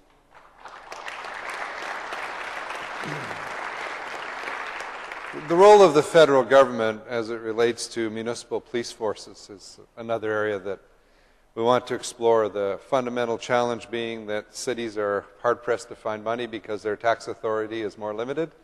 And the job of policing in some ways has gotten more complex with internet crime and those questions. How do you perceive the federal government's role in relation to those questions? This is it's an important issue. It's very dear to me. We're talking essentially about crime prevention. It is something that the Conservatives, they don't know, because crime prevention, for them, it's about putting people in jail. I believe that we, the Liberals, know the way to do it. You know, the Conservatives, over the past few years, what they've been doing, they're getting involved with mandatory minimum sentencing. So therefore, in using that, what you end up with as a society, you're having more repeat offenders. The Law Commission of Canada said many times that it wasn't the right way to go. That was tested in the States, and it doesn't work. I do believe that when we talked about crime prevention, it happened at community level. When you talked about the cyber crime, for example, when I was Justice Minister, here in Winnipeg, we have announced a fantastic program called Cyber Tip. Cyber Tip was essentially to protect our children against child pornography. Today it's still working, and it's working well. And why it's working well? Because first, it's a good tool. Second, we were involved in partnership with the province and as well with an organization at the community level. They know exactly what's going on. If it's a problem of mental illness, if it's an economic development problem, if it's a training problem, if it's a family background problem, they know it very well. So, you know what? We shouldn't play, we know it all, and we're going to do it alone. When we talked about crime prevention, we need to work in partnership, and Cyber Tip was a fantastic example, and it took place here in Winnipeg.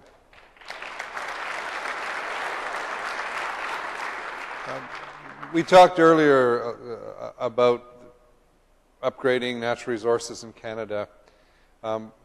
What is your view on pipelines within Canada, East Coast, West Coast, for raw products or refined products? You know this is a very topical issue in our country now. What are your thoughts? It's a key question now for our country. Canada is an exporting nation, and today still, and I know we've been saying that over the past decades. Today, when you look at our exports, I guess close to 75% are still going to the States, our neighbor, our biggest partner. But I believe we need to diversify. We need to diversify our economy and our exports market as well, and it's true for our natural resources. So of course we're going to have to proceed with the pipelines. But the problem and the question should be how we're going to do it. And we're not going to do it without respecting the rights of the First Nations and the environment. And and talking about the First Nations, it's a pity to see that still today, some promoters are getting involved into Aboriginal territories across Canada without respecting their rights, without respecting Section 35 of the Constitution, without paying attention to who they are. They are community. They are strong and good workers as well. They should be looked at as good partner. And every time you look at First Nation as good partner, it's a huge success. This is where I am. Alors, je vous remercie, Mr. Cochon. Martin Cochon. Thank you. Merci.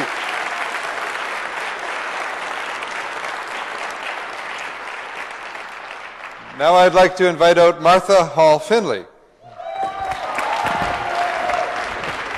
Welcome, Martha. Please have a seat. Thank you. So by now you know it has become customary for me to invite you to give an insight into Martha Hall Findlay that might not come out of the questions that have been assigned.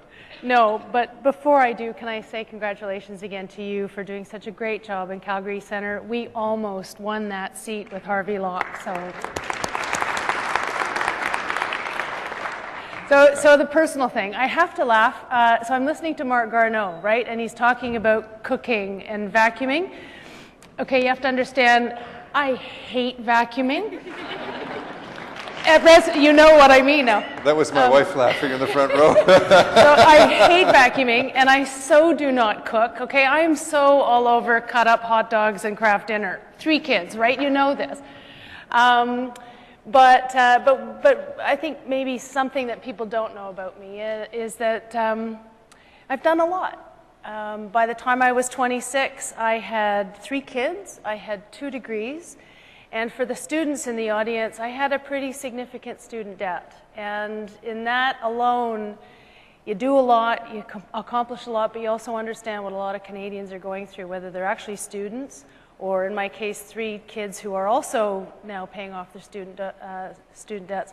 We're very fortunate to have a system of student loans and grants in this country, and having benefited from that, it's something else to be able to understand what a lot of Canadians go through. So I'm going to shift to this question of supply management, which I think it's something you're interested in. The supply management being the topic of how we develop our commodities, particularly like poultry and milk, and how we sell it in the openness of markets. And I invite you to comment on that, because I know you think a lot about that. Thank you. Yes. Well, I have actually done a great deal of work on this particular topic. And I appreciate the opportunity, because I know a couple of the other candidates have mentioned this. One of the things I have to stress is that supply management is a protectionist, what would otherwise be regarded as a cartel now, that only actually applies to 1/15 of all Canadian farmers. So when you hear other people talk about farmers and agriculture in Canada, 93% of Canadian farming is not actually supply managed. It's a tiny fraction. It only applies to dairy, poultry, and eggs. When it was brought in the 1970s, it was a great system. We had 140,000 dairy farmers. They were suffering price volatility. It was a challenge. We now have barely more than 10,000 dairy farmers in the entire country. They also now do very well. The average dairy farmer makes significantly more money than an average Canadian family and sits on well over $2 million in assets. The challenge with supply management, so this is an issue that needs to be changed, but it can absolutely be done win-win. We did it with our wine industry in Canada. There was all the worry about protectionism, about losing protection for our wine. We entered free trade, and lo and behold, we now have a thriving wine industry. We can absolutely do this with dairy, poultry, and eggs. We absolutely can regulate food safety. That has nothing to do with the economics, actually, of supply management. We talk about trade. When we talk about we have entered trade agreements, so yes, we have, but in every trade agreement where we have finally concluded one, we've had to give up significantly other things for the right to keep our supply management for a little bit. We are exporting jobs. Processors are setting up outside the country because at our price of milk, they can't compete internationally. But I want to stress something, Harvey, the people who suffer the most in this, and remember, dairy and poultry farms are now doing very well, thank you, and they're a tiny fraction of our farmers.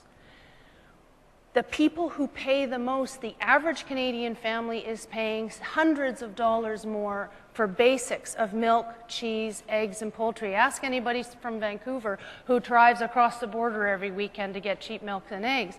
But the people who suffer the most, it's regressive. The people who suffer the most proportionately are the single-parent families in this country who are the ones who are the most vulnerable. They are the ones who should have affordable access to basic nutrition.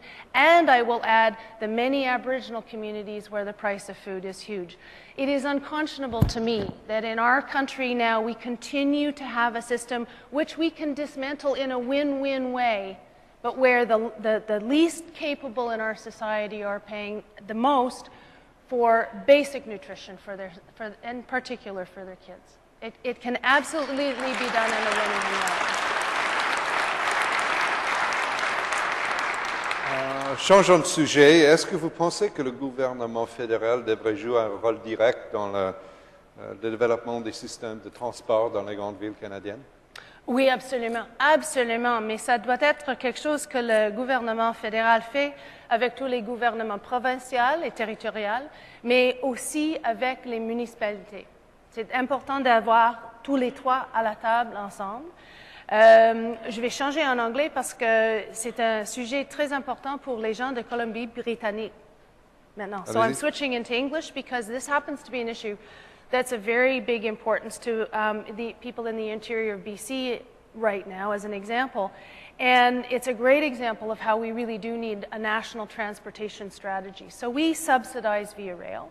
We subsidize, to some extent, public transit in the cities, but, you know, I'm from Toronto, we'd love to have more. We subsidize highways, in the building of our highways. We subsidize airports. But in the interior of British Columbia, the only system to get between some of the smaller centers is a private bus. And they're now cutting back private bus service significantly between some of these smaller urban centers. These people have no choice. They don't have rail. They don't have air. It just highlights the fact that we still haven't gotten our heads around what is a public good in the sense of transportation. So in that sense, we really do need to have that work with all of the levels of government. I will add that transporting goods and people is very important, but we also need to transport ideas and content and communication. And to me, right up there with transportation has to be absolute high-speed internet across the country. We still have far too many unserved and underserved areas in terms of communication in this country.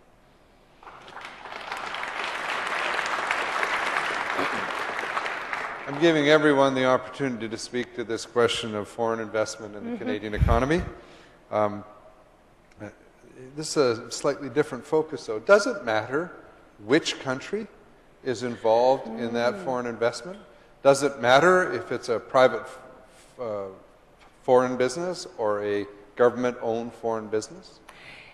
That's a great question. Obviously discussed a fair bit recently here in Canada with CNOC and Nexon and the Progress Petronas deals. There is a difference between a state-owned enterprise and a completely private enterprise. State-owned enterprises do operate differently commercially, different expectations.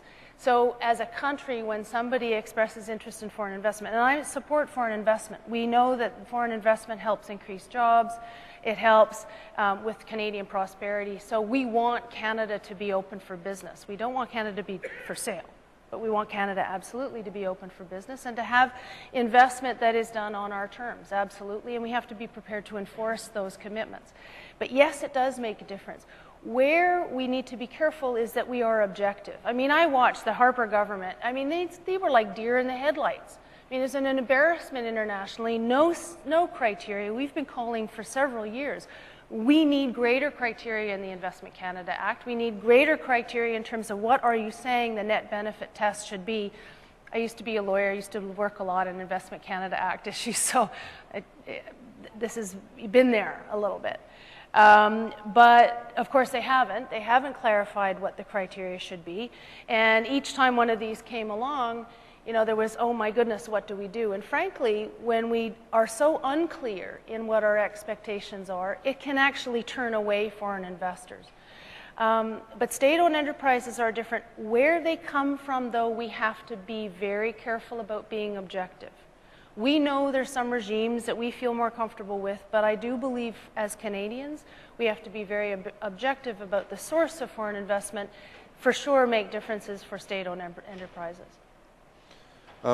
We've talked a lot about crime prevention. Are you a person who believes we should construct more prisons and have mandatory sentences, or a person who thinks we should focus on the sociology of crime as a matter of preventing it? I only laugh her because that's such a lob. What am I going to say? Do I really think mandatory minimums? Do I really think we should put more people in jail? Of course not. I mean, good heavens, you have the Republican right movement in the United States who are all saying, we already now know that our tough on crime didn't work. I mean, goodness, I've never thought that Hall Findlay and Newt Gingrich would be saying the same thing, but even those guys are saying tough on crime never worked. In fact, it backfired. Listen, I listened to Stephen Harper and Vic Taves talk about victims' rights, victims' rights. The most important right for a victim is to never become a victim in the first place. We know that the best way to be tough on crime is to be tough on the causes of crime. You've heard a number of people speak already about the incredible lack of attention we're paying on mental illness, mental disabilities. The criminal justice system is not the place to deal with those challenges. We know the answer is not putting more people in jail for longer. No, we're liberal, but I will volunteer something. One of the challenges I've had in the last number of years, and this is where I talk about the courage that we need as liberals. There were too many times in the last few years where we were saying, we had crime bills. We had these crime bills coming up for us to vote on, and we were saying, we know they're wrong. We know it's wrong to put more people in jail for longer. We know we need to focus on prevention. But well, we don't want to look like we're soft on crime. We don't want Stephen Harper to make us look like we're soft on crime. We voted for far too many of those crime bills. We need courage in the Liberal Party. We need to stand for what we believe. Well, Martha, thank you. Thank you very much. Martha Hall Findlay.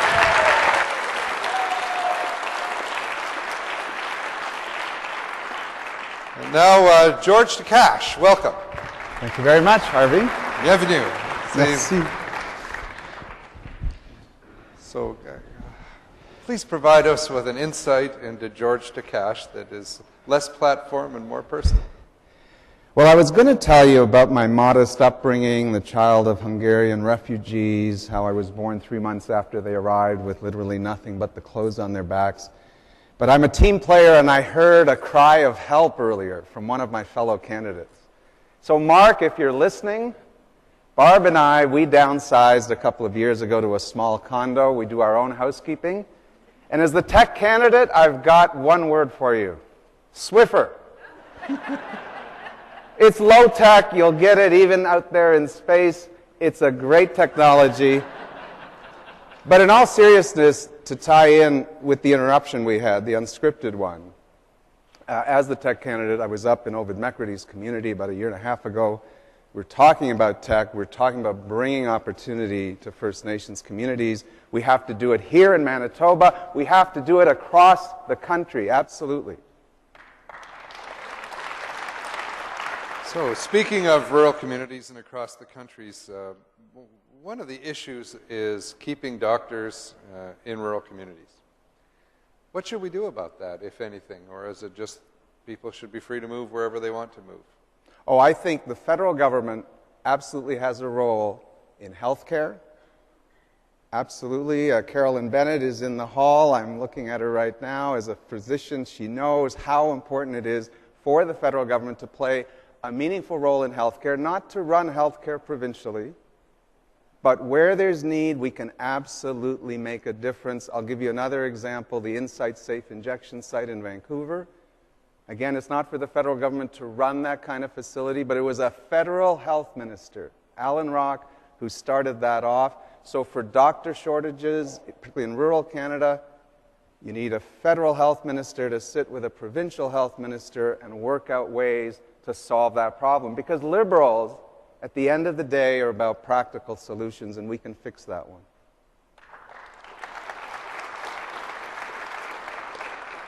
As the climate warms, people at northern latitudes experience it more. And this question of how we access our rural communities through ice roads and roads that depend on a good freeze is becoming increasingly important to northern people because that's how they get their food and things like that in the winter. Is there a role for the federal government to step up in building road infrastructure in Canada's north?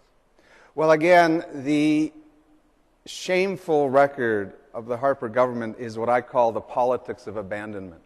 I mean, other than building the prisons you've been talking about and some military expenditures on the F-35 that are completely unnecessary, Harper has gone AWOL.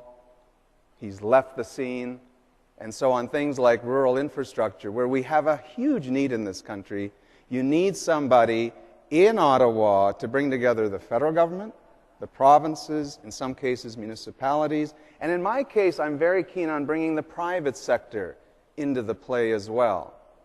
And I've been doing this for 30 years, building cooperative, collaborative solutions among all sorts of people and groups, and we can do that again to deal with your specific problem and actually a range of others.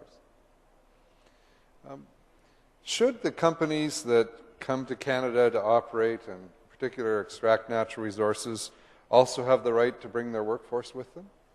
Well, the specific case I think you're referring to is in northern BC, and it's just another indication of the Kenney immigration policy completely not working, and he's changing the landscape of this country, and that's just one example. But no, clearly preference has to be to Canadians, but we have to get them trained. We have to reach out to local First Nations communities.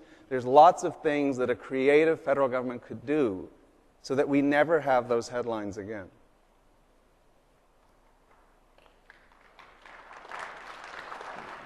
You are the 9th person on this stage, and being a good Liberal, I ask you the same question about, is it tougher sentences in jails? Is it crime prevention? Where are you on that continuum? So, Joyce, if you're listening, I too am absolutely for the decriminalization and the legalization through tax and regulate for marijuana.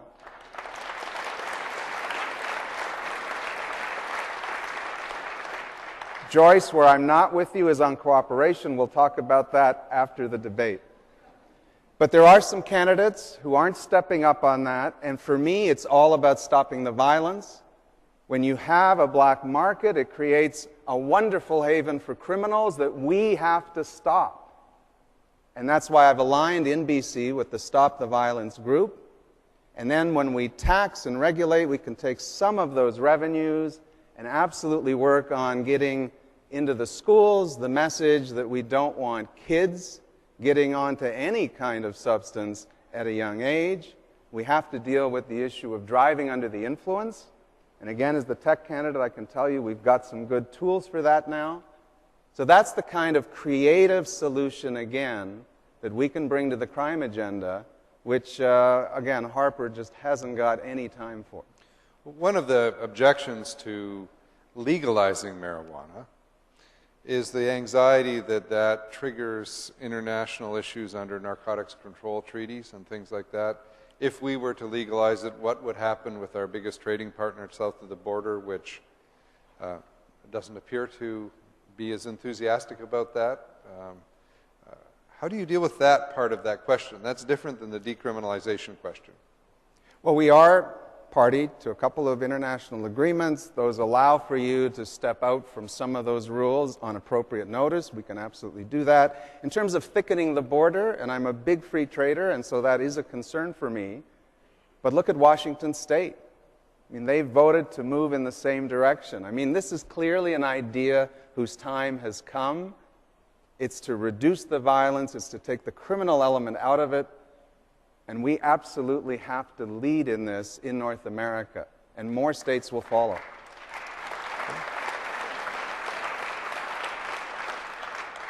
Est-ce que nous devrons au Canada encourager la croissance de l'industrie de la transformation des matières premières pour faire en sorte de garder des emplois au Canada plutôt que l'exportation des produits non raffinés? Il faut être un peu... c'est difficile de dire, comme Mulcair, que la solution est de faire plus d'économies au Canada sur cette question. Je suis pour la libre-échange. Et par exemple, avec des raffineries en Alberta, il y a des entreprises privées qui déjà font exactement ça, mais il y a des autres qui n'ont pas fait la même chose. Et donc, pour moi, je suis peut-être plus lente pour adopter des politiques comme Mulcair. Et c'est pour ça que je suis libéral et pas membre d'un NDP. Oui. Et dans cette question d'exportation des produits pétroliers, des sables bitumineux en Alberta, c'est quoi votre point de vue à propos de ces oléoducs qui traversent la Colombie-Britannique ou vers l'est du Canada? Qu'en pensez-vous? Nous avons une ressource naturelle très importante et très valable. Et avec les pipelines, il y a des autres options vers l'ouest, vers l'est, vers le sud, vers le nord. Et il faut avoir un discours intelligent. Il faut collaborer avec les écologistes, bien sûr, les autochtones, absolument, et le secteur privé. Et comme libéraux, il faut trouver des solutions qui est le meilleur pour le Canada, mais pour tout le Canada, pas seulement un groupe ou l'autre groupe. Returning to the questions about rural development, on the supply management side, we've been discussing differing points of view between candidates. Would you like to offer some comments on agricultural supply management and dairy and poultry?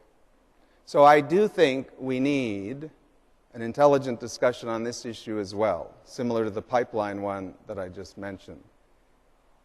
I can tell you, and I will weave in my modest upbringing, there were times when my mom, a single mom raising two boys, had to make very difficult decisions of what's bought at the grocery store and what's put on the table. And there are low-income families today making those kinds of decisions.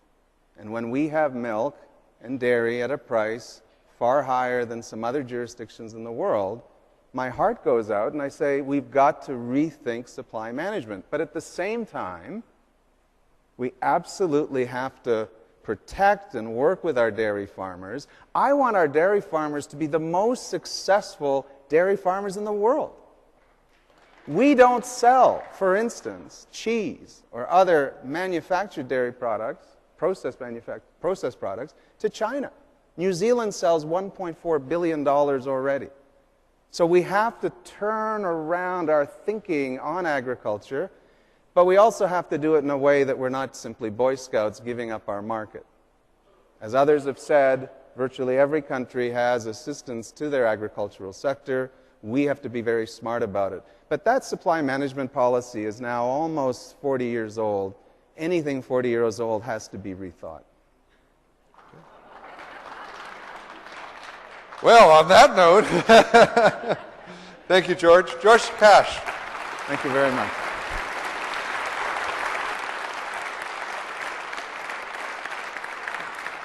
So the final part of our process is to give every candidate 1 minute and 20 seconds to speak. And while the crew is getting rid of the chairs, I'll remind everyone that the leadership process here is not driven by the membership so much as it is driven by the supporter process. And there's that 1, 2, 3 process. You become a supporter of the Liberal Party of Canada. You then register to vote, which does involve doing some stuff online. And then you can vote online or by telephone between April 7th and April 14th. So it's 3 étapes faciles pour devenir une personne qui peut participer dans le vote pour le leader libéral. So the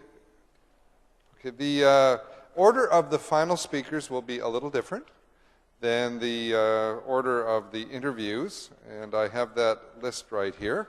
So I would ask you to please welcome first Joyce Murray.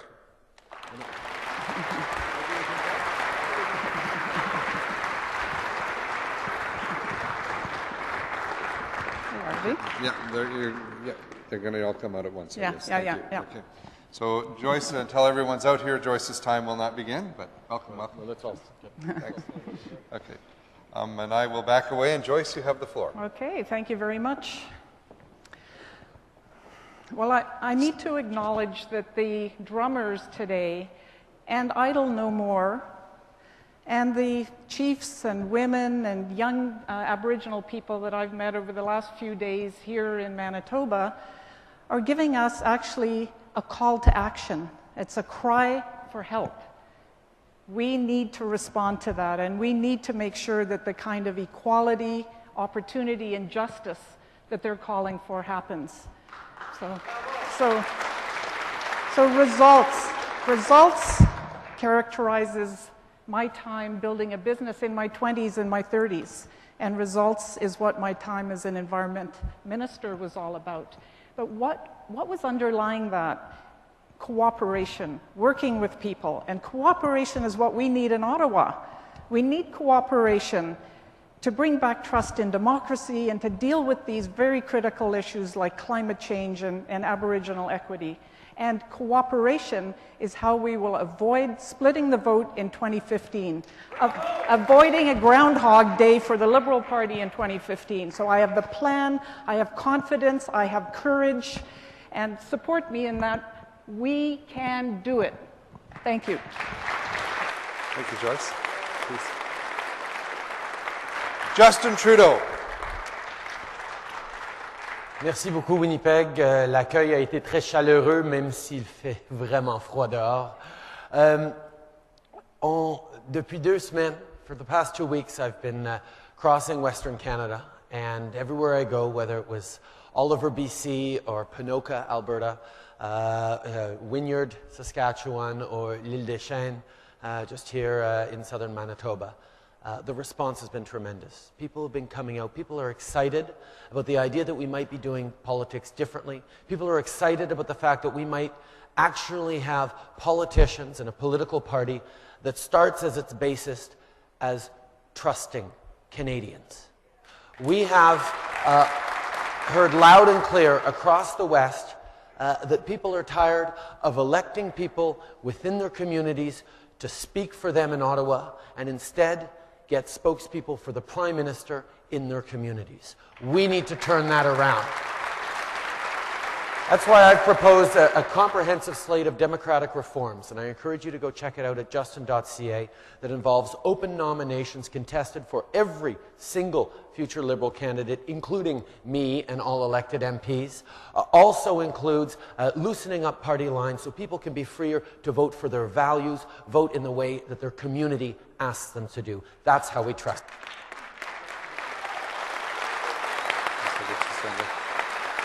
Marc Garneau. Thank you very much. You know, when I entered this race, I promised myself that I would be clear with Canadians about where I stand on issues, and I will keep that commitment. You know, unless the Liberal Party is clear on where it stands, we're going to continue to be defined by the Conservative government. So we have to be clear, and every one of us as candidates, do you want me to start over? Yeah, yeah. Let's give you the full minute and 20, Marc, so All right. you can be properly heard. Thank you. Thank you.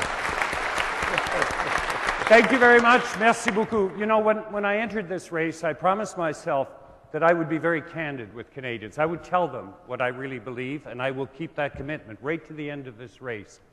If we do not define ourselves as a party, the Conservative government is going to define us, and we don't want that to happen.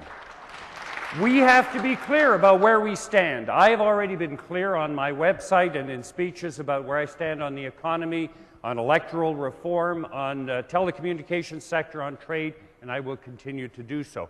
Are we going to tax people? Are we going to tax less? Are we going to spend more? Are we going to spend less? We can't just make vague generalities about the issues of the day. It's not after the election that we want to find out what we've signed up for. So I urge all of my fellow candidates and myself to give you the details about what our vision is for this country. That is very, very important. C'est particulièrement important qu'on soit très clair en tant que candidat avec vous pour que vous puissiez faire un choix éclairé lorsque vous voterez au mois d'avril. I promise you that in April, when you make your choice about which candidate to elect, you will know what Marc Garneau stands for in terms of policies on the vast majority of the issues of the day and on what we will do with the Liberal Party. Thank you very much. Thank you, Marc. David Bertschi. Merci beaucoup. C'est un honneur pour moi d'être ici et d'être engagé avec mes collègues dans la course à la chefferie. You know, I've been traveling across the country for the last 3 weeks. We started on the West Coast and we drove, you know, between the mountains and through the prairies, and we got to Winnipeg, and there's two questions. The two first questions that Canadians are asking me all the time is, why are you traveling by car at this time of the year? The second question is, why are you running for leader of the Liberal Party of Canada? And, you know, the first one's pretty simple, I'll be honest. I am Canadian. The second one, it's a bit more personal. My grandfather, who fought at Passchendaele, was really, really important to me in my life. And before he passed away, we had lots of chats, and he imparted on me something really important, and that was, you know, you have to do something for your country. Leave it a better place. Make a difference.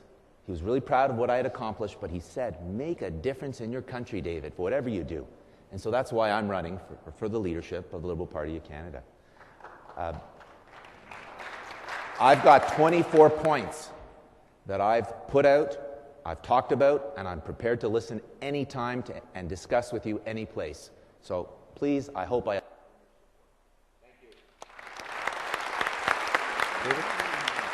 Martha Hall Findlay. Merci beaucoup à tout le monde ici, mais aussi tout le monde qui regarde la télé pour votre enthousiasme, mais aussi, après presque 2 heures de discours, votre patience. Merci beaucoup. This has been actually a great format. We've had a chance to hear some really substantive policy, which anybody who knows me knows that I'm pretty good with substantive policy, so I've been really enjoying the format. But we have much more at stake. We have real leadership. This is a question of substance. It's a question of experience. It's a question of intelligence. And there are no silver bullets. We can't risk this. We can't bet the party. We are looking for a leader who we can trust to make the tough decisions when the tough decisions are called for. The easy decisions are easy. The tough ones that need to be done and the right ones done at the right time, that's what we're looking for. We're looking for the person we can trust to make those decisions. That requires substance, that requires experience, that requires courage. That's who I am. That's what I've done my whole life. That's why I'm here. I ask for your support. Thank you. Deborah Coyne. Thank you very much. Merci tout le monde. Now, I was really happy today to have more time to talk in greater depth about how I will ensure that the Liberal Party gets back to being the distinctive voice for bold national leadership, the party of one Canada for all Canadians. I am convinced that the leader and the party that can bring this new direction forward and the long-term thinking will earn the support and trust of Canadians. I am that leader, and the Liberal Party is that party. I am running because I am confident that we can build a new Liberal Party and do politics differently. I am running because I believe Canadians are not looking for a product, they're looking for a vision and a concrete roadmap and ideas that can bring us forward together. Now, maybe I'm wrong, but if you believe in this message, I need you to join me. Don't settle for vague platitudes, empty sound bites. Canadians do want substance. So please join me and demand better. Joignez-moi et demande mieux. Merci. Karen McCrimmon.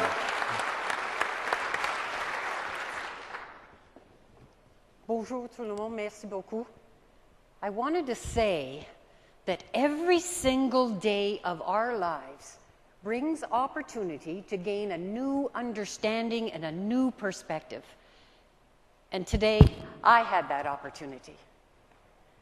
I'm going to share a quote with you about leadership, because this is about leadership.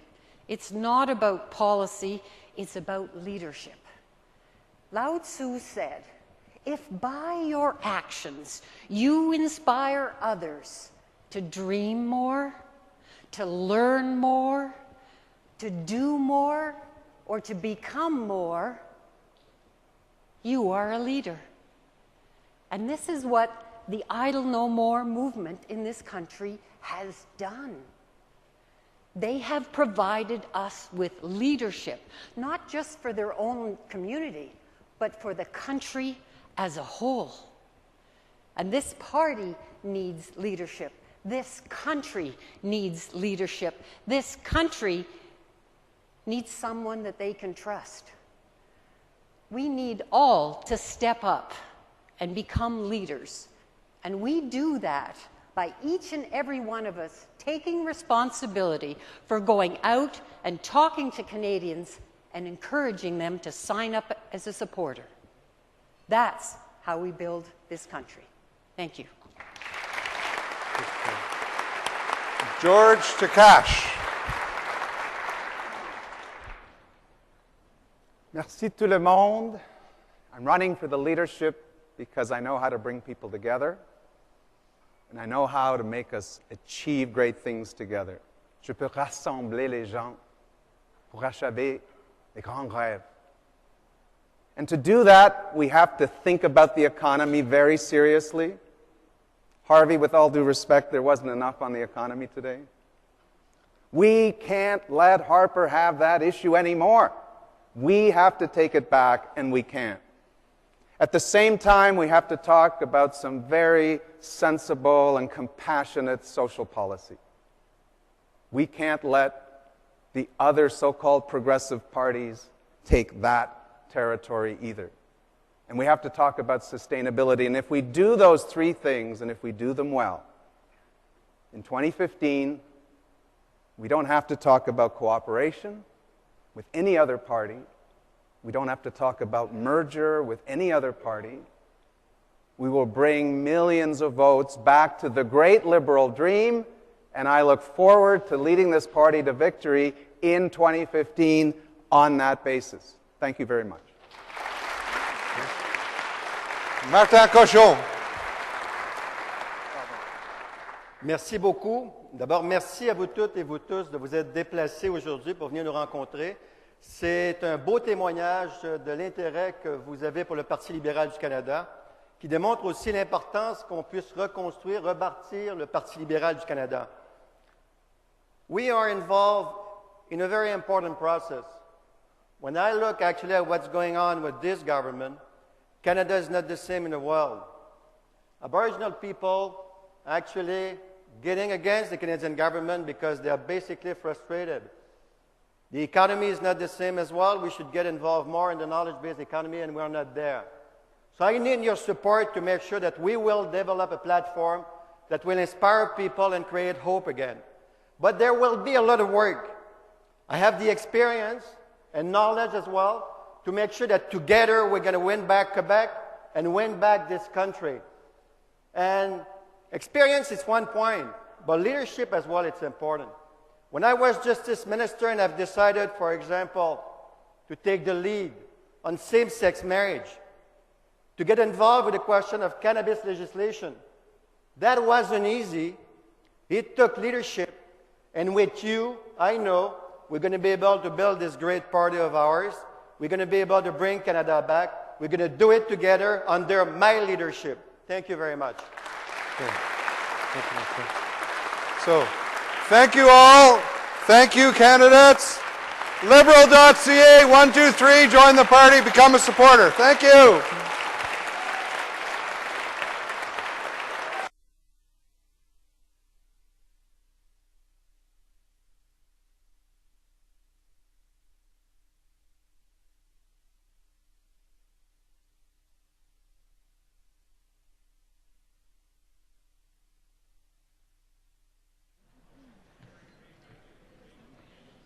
D'abord, si vous étiez Premier ministre aujourd'hui, de quelle manière est-ce que vous réagiriez, vous prendrez vos décisions en réaction au mouvement I Don't Know More? D'abord, il faut comprendre qu'il y a une énergie formidable qui est générée par ces jeunes autochtones partout au pays et de pouvoir traduire ce... Ça va? On voit qu'il y a une énergie formidable partout au pays dans ce mouvement Idle No More. Et pour moi, le défi du leadership, c'est de prendre cette énergie puis de le transformer en mouvement positif et de pouvoir bâtir des solutions long terme. Tout au cours de cette dernière semaine, j'ai rencontré beaucoup de chefs, de grassroots, de gens des communautés autochtones, puis je suis touché par la possibilité de bâtir un meilleur partnership dans les années à venir. How well do you think you connected with voters today with this new interview-style format? I think it was a great format that allowed Canadians across the country to really see just how strong and varied the various candidates are. This is much more approachable. It's much more in-depth than a typical debate. I think Canadians really appreciated seeing different sides and a longer format with each candidate. Obviously, Aboriginal topic is a huge topic right now. Why was that kept off the table? I am happy to talk about First Nations, Métis Nation, and Inuit issues anywhere, anytime. I have been crossing the Western Canada and talking to band leaders, Grand Chiefs, councils, and lots of First Nations activists who've said, look, we need to be starting to be respected and to be engaged with the kinds of issues that are bringing this country forward. 48% of all people who live on reserves and in Aboriginal communities are under the age of 25. Getting this right is not just about their future, it's about Canada's future. Do you think that was important to address today in Manitoba? I brought up the issue of Idle No More. It touches natural resources, it touches crime, it touches all the themes that we had here. I was glad to talk about it in this format, and I know we're going to keep drawing attention to it because the Liberal Party is broadly supportive of the Idle No More movement. Last question, Yeah, I would like to find out what would be your strategy in order to welcome back the new Canadians that had been shifted to the PC and to the NDP, and the Liberals seems to me that the third party for the new immigrants. Well, the Liberal Party is third party for a lot of Canadians, for all Canadians right now. We've lost a lot of ground in connecting with people, in listening to them, and that's why I was so humbled by the tremendous support I've had right across the country. People coming out, hundreds of people in small towns in rural Alberta, across Saskatchewan, all around Manitoba, and because of that, we have a lot of work to do to regain people's trusts. Thank you. Merci beaucoup.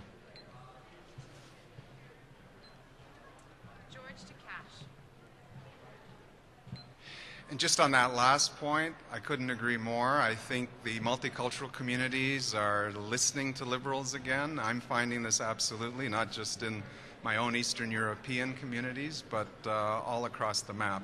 Frankly, if Kenny's immigration policies would have been in place in '56 when my parents arrived, well, they wouldn't have arrived. So the multicultural communities are absolutely receptive to liberal issues.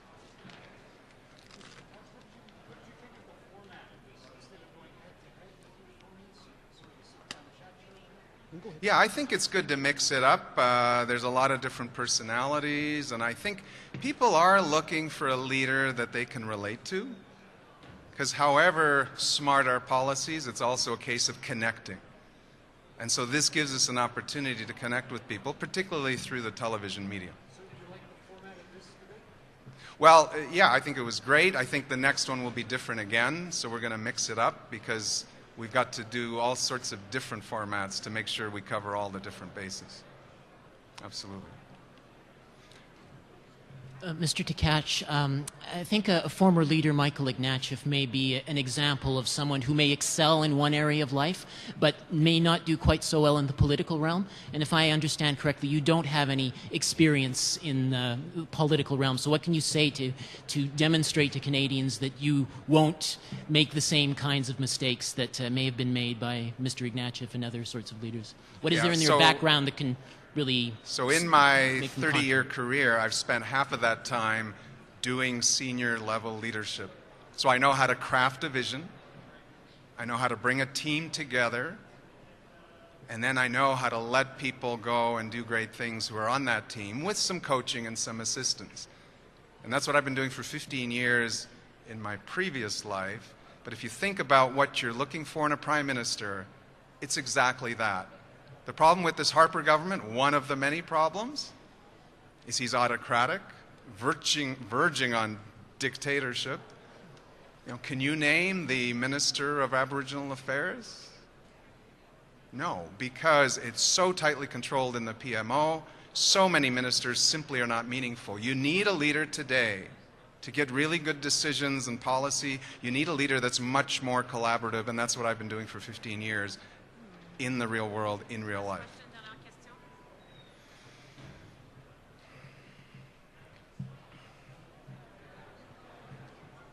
How can you be sure that you're dealing with a political realm where you might get defined by your opponents? Like how can you, for example, like how can you avoid the traps of being able to communicate in this unique realm that is politics? It's quite a bit different from the business sector, right?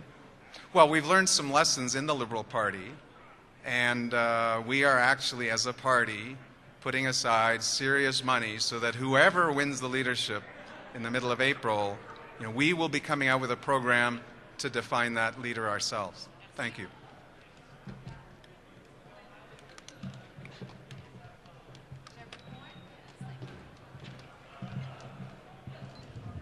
Now I'm height challenged, so I will lower this. So the camera is there. Right. Okay. So anyone have a question? Oui, je reposerai un peu la même question que tantôt. Si vous étiez première ministre en ce moment, quelles seraient les décisions que vous prendriez en réaction au mouvement Idle No More? Idle No More, c'est une situation qui révèle la distance entre Canadiens, la distance entre le gouvernement fédéral et ses responsabilités pour nous unir, pour nous travailler ensemble en tant que Canadiens. The first thing that has to be done, and Mr. Harper is very slow getting to that, is put in place two tracks. The legal constitutional side is just going to require a lot of attention, a lot of human resources out to the First Nations to build up the local governments, the governments that are going to be responsible to the community. That means ending the Indian Act and getting in place accountability to the communities, not to the bureaucrats in Ottawa.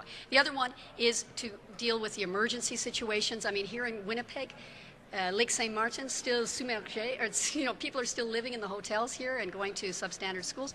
How come it takes so long to move on the reservoir, get people back together? That requires money. It requires taxpayers to understand that yes, this is going to cost money. But the reason why there's a lot of support for Idle No More is because Canadians say that. They say this is ridiculous. Where is the federal government? Why are we still talking about this? So they want to see action, and it has to be very sustained.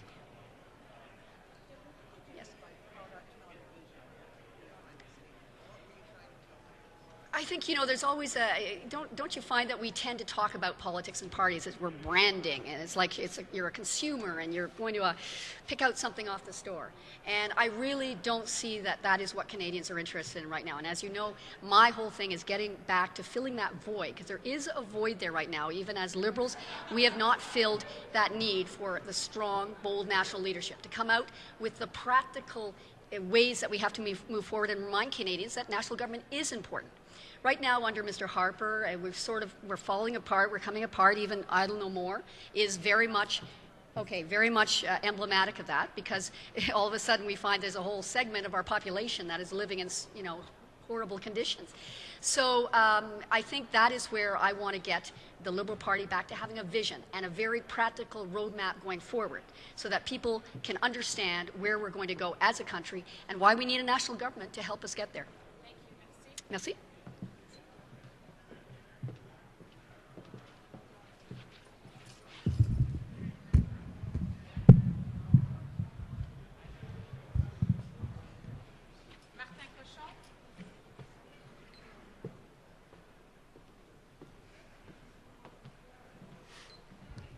Oui, bonjour. Est-ce qu'il y a des questions?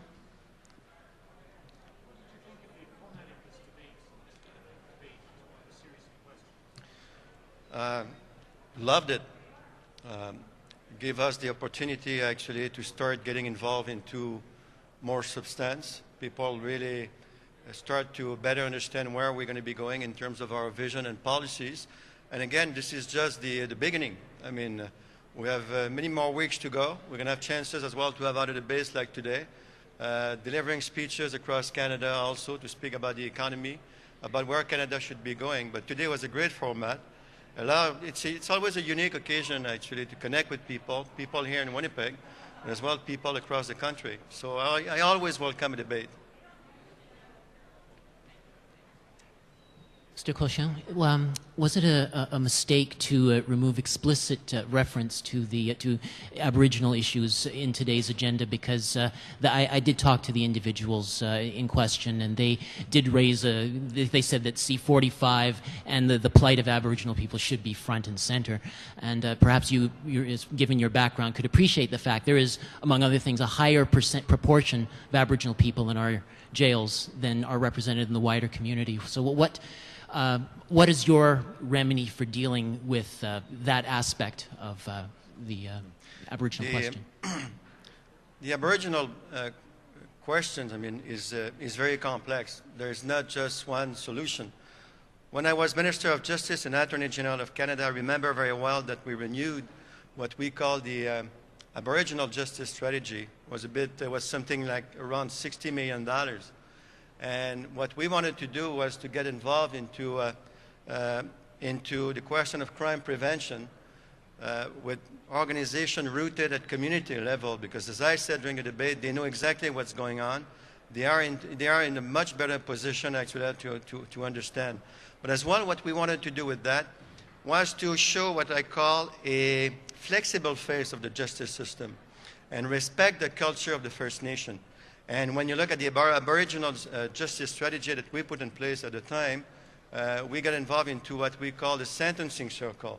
That was a way to respect their values and culture. So on the justice side, this is what we can do, stay close to community. But as I said, it's very complex. It's a question of education. It's a question of economic development. And that's why we keep saying, you know, Kelowna Agreement was a great agreement. We really have to go back there. And the main problem today is that the Canadian government now is not credible at all. I mean, when we're facing major issues with the Aboriginal people, with the environment, it takes a government that cooperates. Thanks.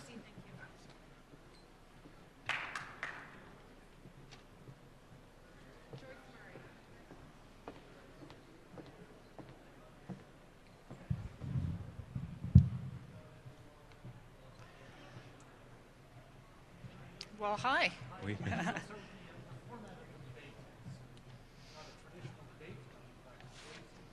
Yeah. I loved it. I thought it gave us a chance to get more in depth with the issues, and I was able to bring out my views around sustainable society on various different topics, because that is actually a theme for me, and it is woven through everything that we do as government. We need to focus on the children and their children, and that we're truly sustainable in all senses of the word.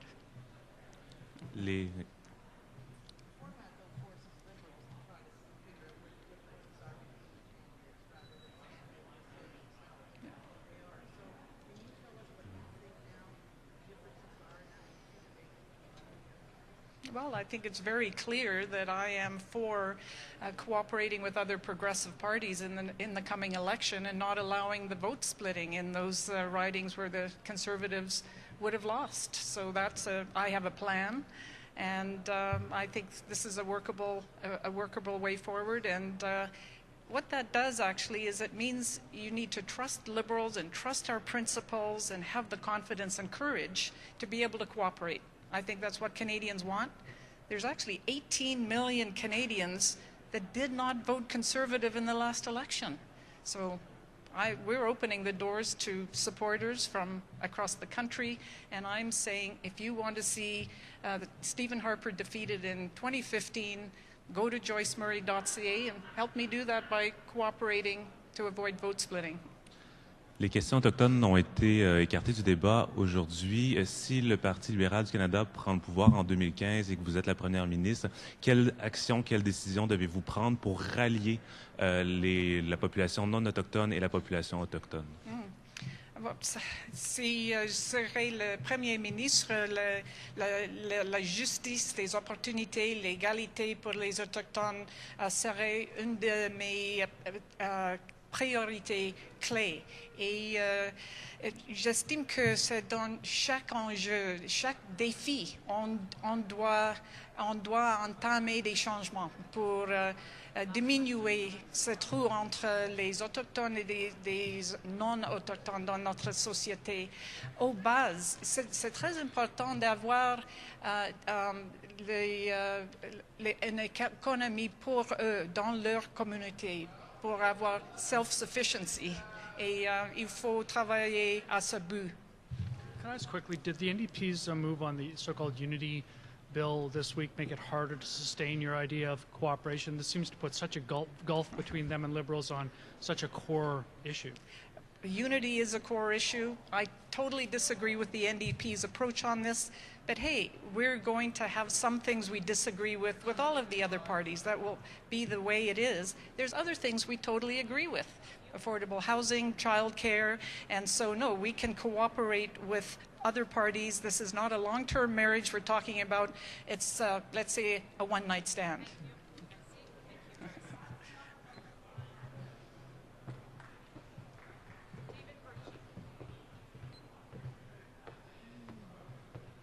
Hi everyone, bonjour. I don't believe in one-night stands. I'm not for merger.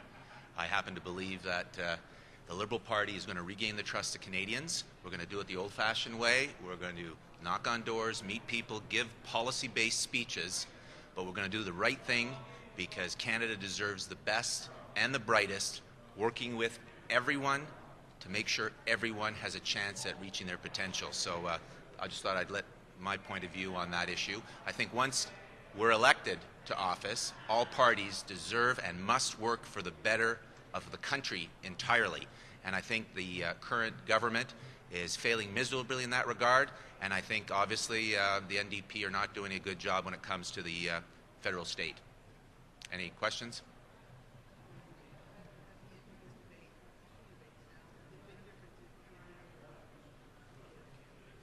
Well, I mean, I'm looking at Liberal values and I'm applying them in what I believe to be a practical, pragmatic way. When you talk about supply-side management, we don't just grab the headlines for the sake of the headlines. What's the right policy? Let's look at how our competitors are acting and reacting worldwide. And when you look at, for example, the dairy, the poultry, the turkey, boards, and how the Americans are restricting the supply of milk into their jurisdiction at 6%, and they have marketing boards. I think I'm for free trade, fair, managed free trade, but please make sure that our government is standing up for Canadians to make sure our producers are treated fairly on the international markets. Thank you. Est-ce que vous avez des questions par chance en français, en anglais? Ça me ferait un grand plaisir. Même chose que les autres, je vous demanderais quelles seraient vos décisions à prendre pour rallier les populations non autochtones et les populations autochtones par rapport à tout ce qui se passe au moment à Don't No More en ce moment. Mais couramment, c'est un grand défi, on le sait, mais peu importe, le Parti libéral était toujours là quand on avait des grands défis. Et donc, il faut négocier d'une façon immédiate, importante, de nation à nation. Mais il ne faut pas oublier que quand on a un gros nombre de bandes, de réserves, le taux de chômage, l'éducation, la santé, on a beaucoup de gros défis. Ça fait qu'il faut négocier d'un bord à l'autre, d'un bord avec de nation à nation, et après cela, moi je nommerais un ministre dédié à la cause, que je serai là toujours avec lui, et je prendrai un autre aussi comme M. Martin, le premier ministre Martin, pour aider, parce que Kelowna, c'était un programme incroyable, c'est une base, et on peut rebâtir. Il faut démontrer une bonne foi envers eux immédiatement. Any more questions? I hope to see all of you when I'm giving a speech. My next speech will be on the economy at the Ivy School of Business. I've got 24 key points. I'm always happy to hear from you and negotiate and discuss with you your points. Thank you.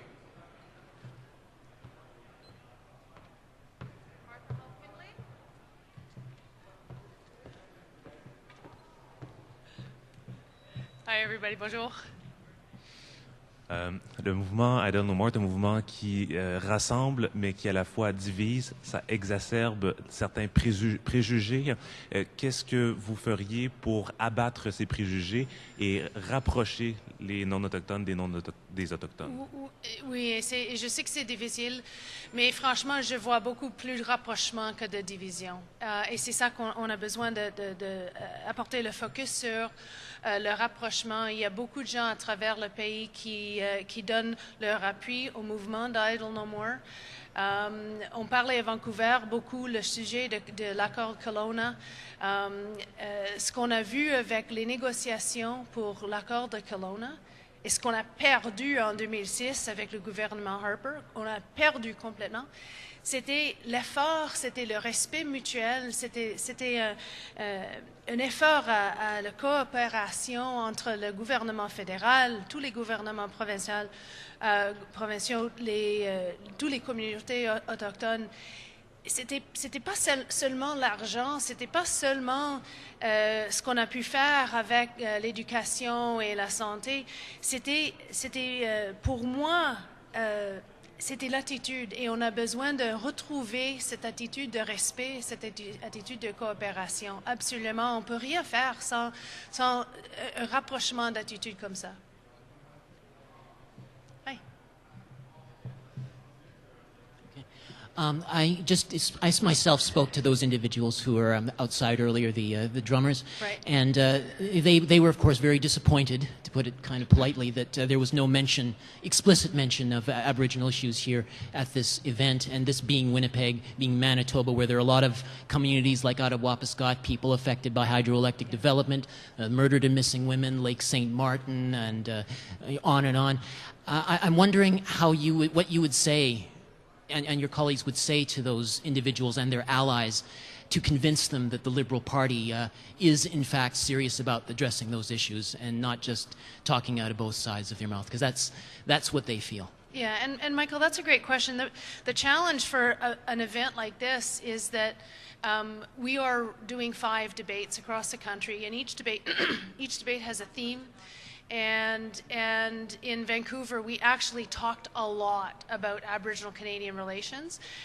It's too bad that we didn't have more time to do the same here, but to just reinforce the fact that we're stuck in a bit of a theme issue in terms of our different debates for this leadership. We did talk a lot about it in Vancouver, and certainly those of us who are saying just the question before about the importance of the Idle No More effort, what we lost when we lost the Kelowna Accord was so much more than just the funding. It was the attitude of respect and cooperation that we have to regain. Thanks very much. Merci.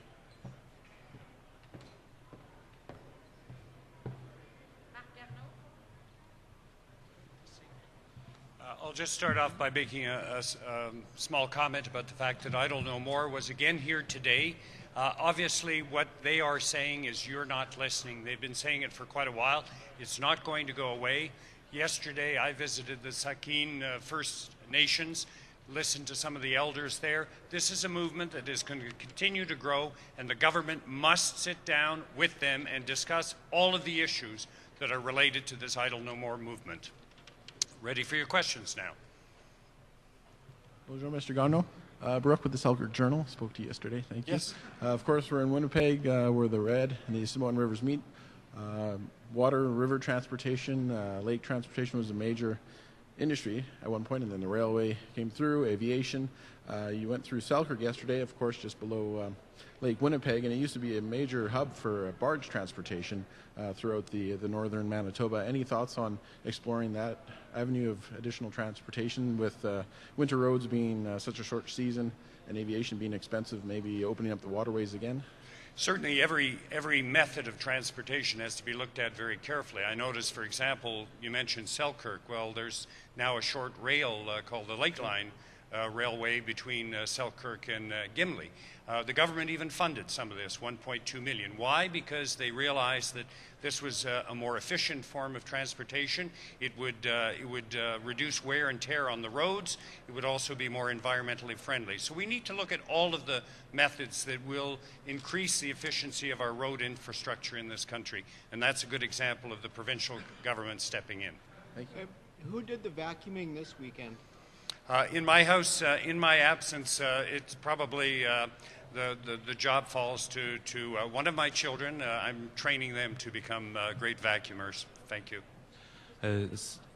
Yes.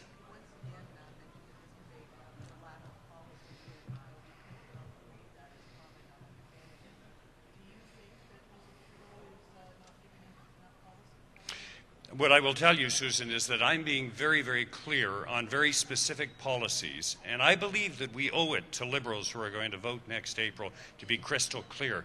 It's not after we choose a new leader that we should then discover what that leader is going to offer in terms of policy going into the next election. So I am urging all of the candidates, as I am doing, to be very clear and very specific on policy.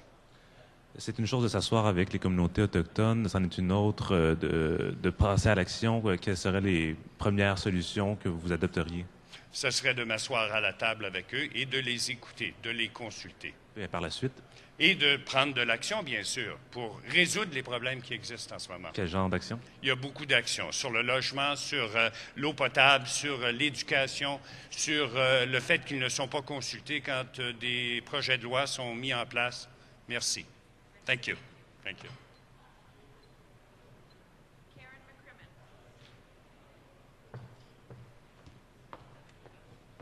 Hello, everybody. How are you doing? Hello, Michael. How are you? Good. On ne peut pas passer sous silence le fait que vous avez été interrompu par des militants à Idle No More. Quelle est votre perception ou votre réaction par rapport à ce qui s'est passé et au mouvement général? Quand je parle avec des autres au sujet d'Autochtones, je dis toujours, ils sont les leaders maintenant. Et Canada a besoin des leaders. Nous devrons travailler ensemble avec l'Autochtone. Et nous avons besoin de la consultation, de la négociation et ça.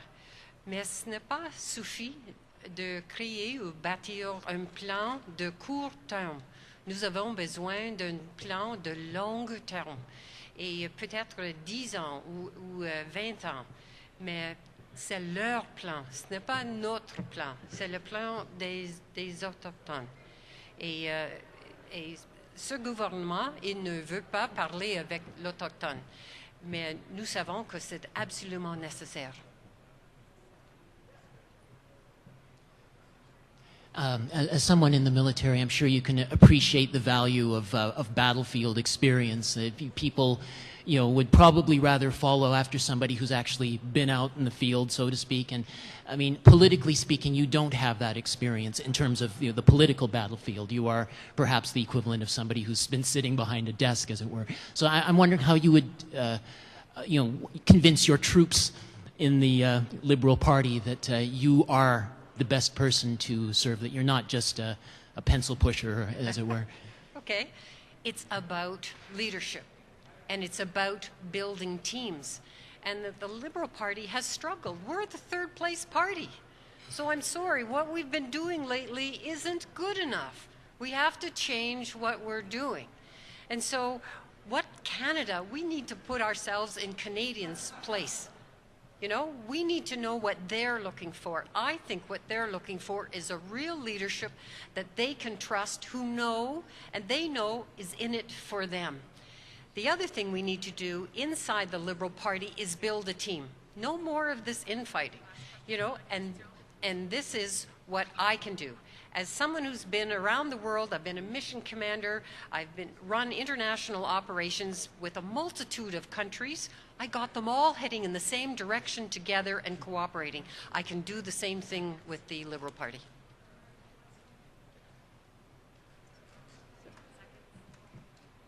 Are we good? Okay, thank you.